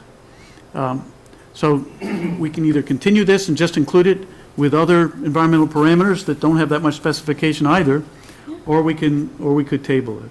Well, that was my exact point, actually, was that you look down these noise, vibrations, each of them can be quantified, but we actually don't quantify. You can actually quantify lighting, but it's all subjective. Noise, vibration, concussion, odors, fumes are all subjective, really. In fact, odors and fumes are at least possible to actually quantify, and light you can quantify greater than these other parameters. So, I mean, it's one of those things where I think it's worth moving forward with it. If the town wants to vote it down, that's fine. And you know, that's the right to do so. They don't think light's as important as other environmental factors. But it seems to me it's very just analogous to these others. Yeah. Other comments, or Robert? Robert Johnson, 272 Western Avenue. I happen to live, shall we say, extremely close to a facility like that. It personally doesn't bother me. Just an offhand comment. Thank you, Robert. Elliot? Elliot Taylor, 30 North Main Street. Just can't imagine that this is not already in our bylaws with all the other annoyances that are there. I have about 15 lights shining on my house that I object to and have for 30 years. And nobody seems to give a damn. I'm just that grouch that likes to give people a hard time. This stuff isn't shining on your house. And I just can't imagine that you're finally getting around to including lights. Come on, folks. This is Sherborn, not Times Square. And you start saying lumens and decibels and this. If anyone objects, then there's an objection, and so be it, and cease and desist now. If they want to take the objector to court, we'll let the court decide whether this is a fair complaint or not. Okay. But anyone who has a light shining on their house that objects to it should be able to object, have a cease and desist, and then whoever's shining that light can take the person to court and let the court decide whether the objector is qualified. Judge, just an observation for the people at home. The enforcement officer would be whom charged with this responsibility, who already is charged with the responsibility of enforcing the other factors that are listed here? Just who would be the enforcement authority? I think it would be like the other factors, which would be the building inspector. But I think in this discussion, I think we've just heard the sort of two sides to this.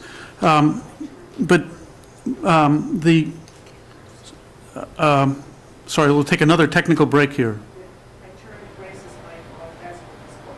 Oh, okay, so we've diagnosed the problem, so Grace will... My mic is sick. So we'll share. To me, the two issues are, it's something that deserves to be there so that we can address problems.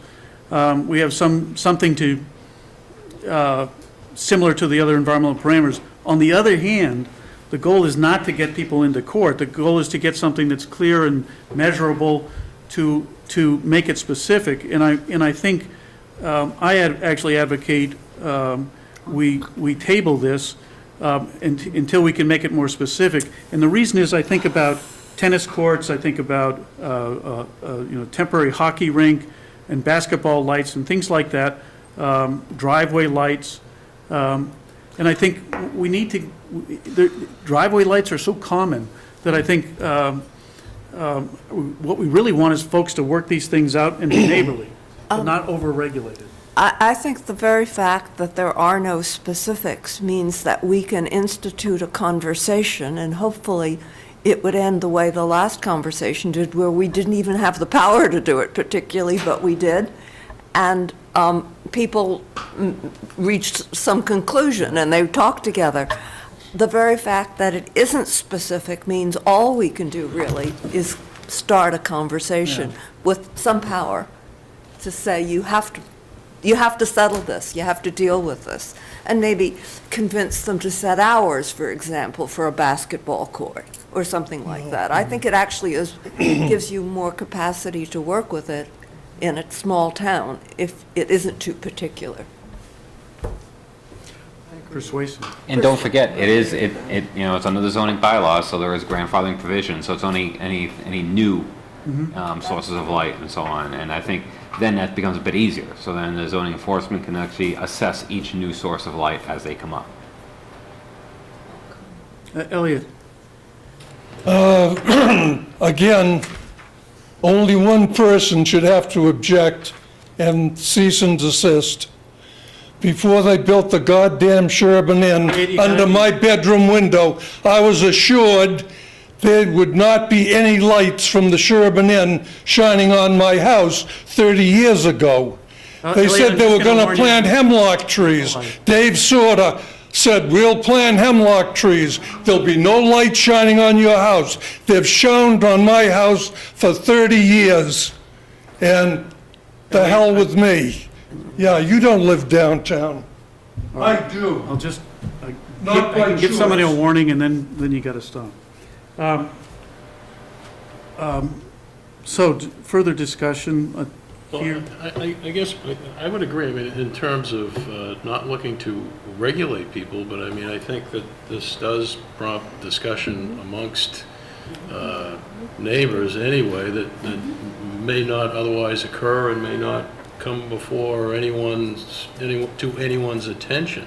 So, I mean, I think it's worthwhile if the town would pass it, and at the very least, it's a valuable discussion, I think, that we could have at town meeting. Yeah.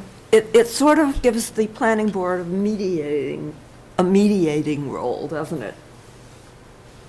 Well, except not really, because it won't come to the planning board, it'll go to the building inspector. The complaint, a complaint would go to him. Yeah. Doesn't bother the building inspector, so the hell with the complaint. Well, is there some way to have it so that it is referred here? What's the point of? That's me asking, do all of that, everything on that list go to the building inspector? Yes. So he decides if noise is too much? He's the zoning enforcement officer. So it's not his role as building inspector, it's his role as zoning enforcement officer. But he is, how does he decide that something is too noisy? Well, and there's the problem. But that's our law now. Because someone complains, No. No. Well, I guess Grace's point is that there's already built-in discretion, so, and he's already has the same responsibilities to address injurious, obnoxious, offensive, dangerous, or other nuisances that are already listed there. So it seems that lighting fits within that group of environmental factors that are listed there, and it would seem that there's no reason that it be excluded. And kind of to my point earlier, some of these items can be quantified, some can't, but none of them are in this bylaw, or this section, I should say. So that's why I think it's consistent to put lighting in there. Particular lighting is a little bit like noise, where even though you can quantify the amplitude, you can measure it. Not all noise is the same, not all lighting is the same based on the frequencies. Doesn't shine on your house. Okay, so any further discussion? Well,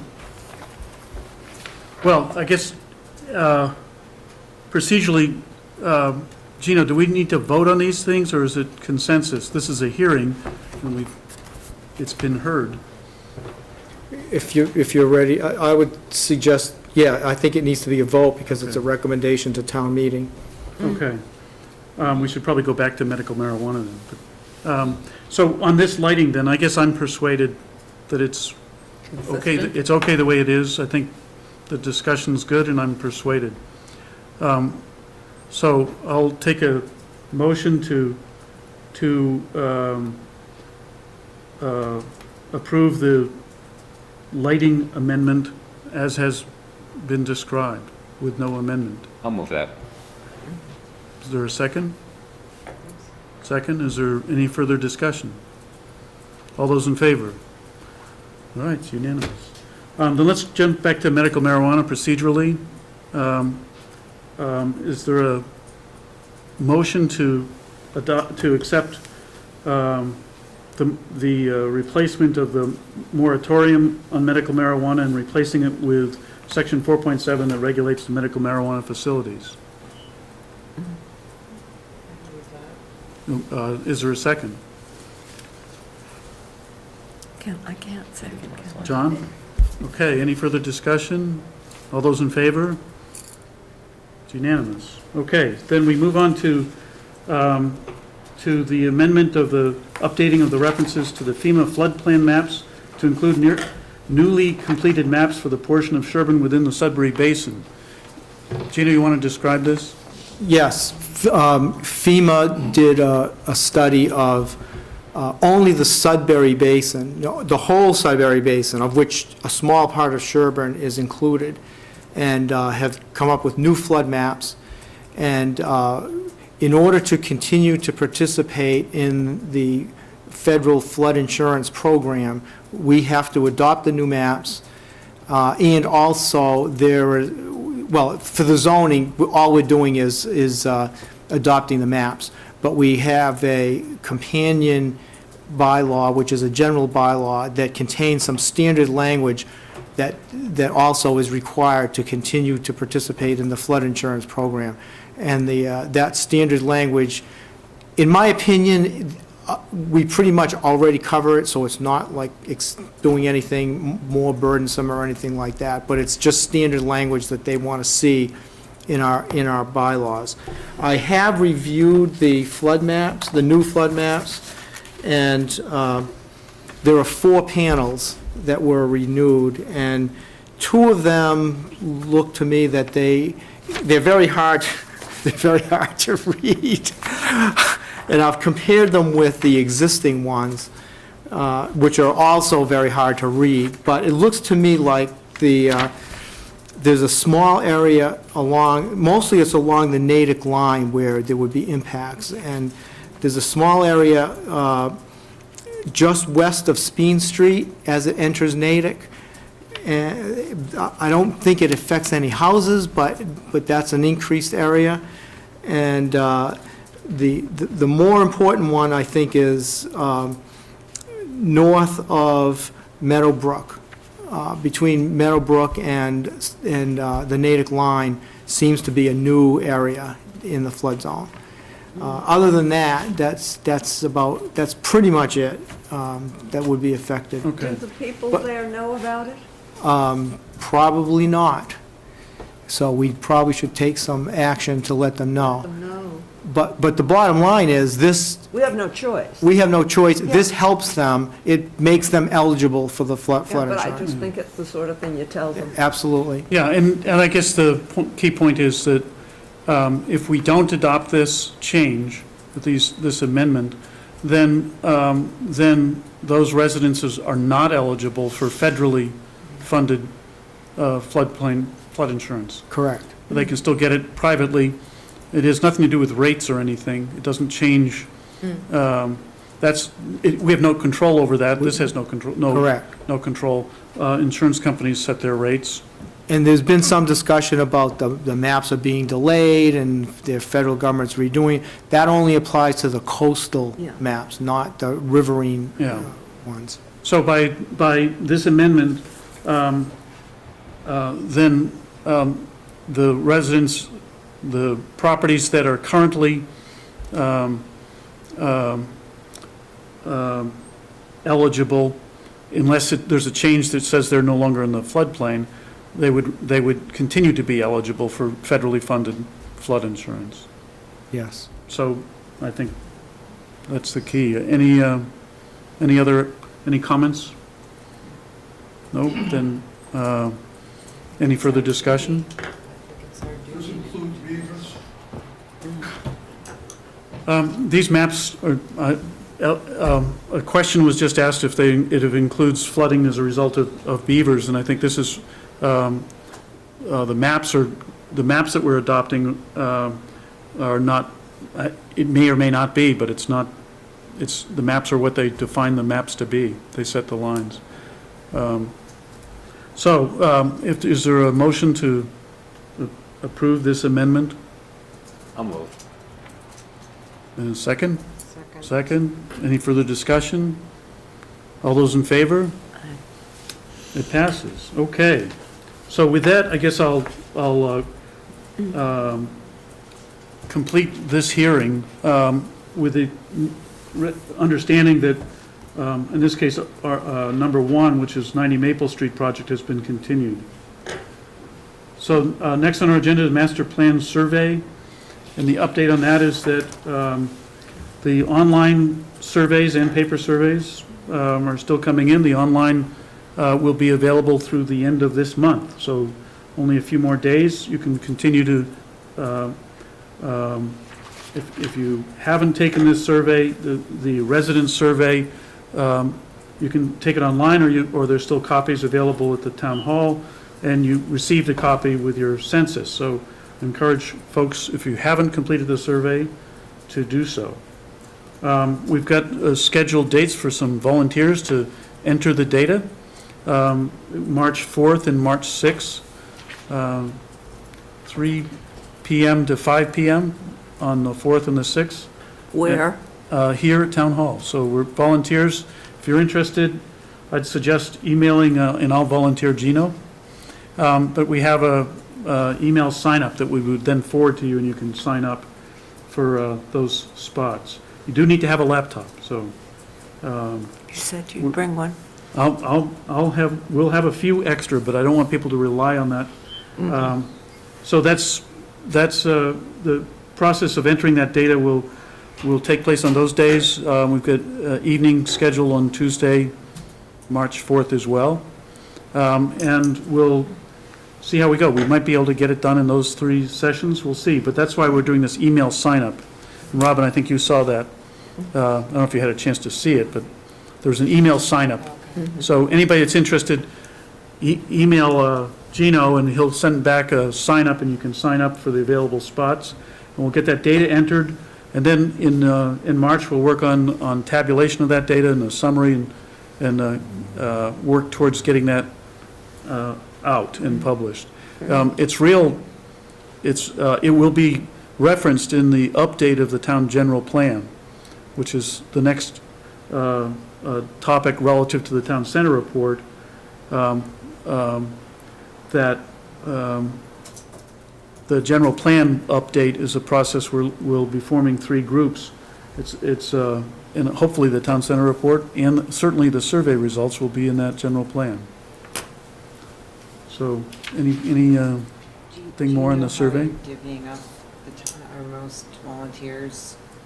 I know Eric and I wanted to do evening. Everyone Sign else up. seemed to be daytime, I mean, the 3 to 5, or?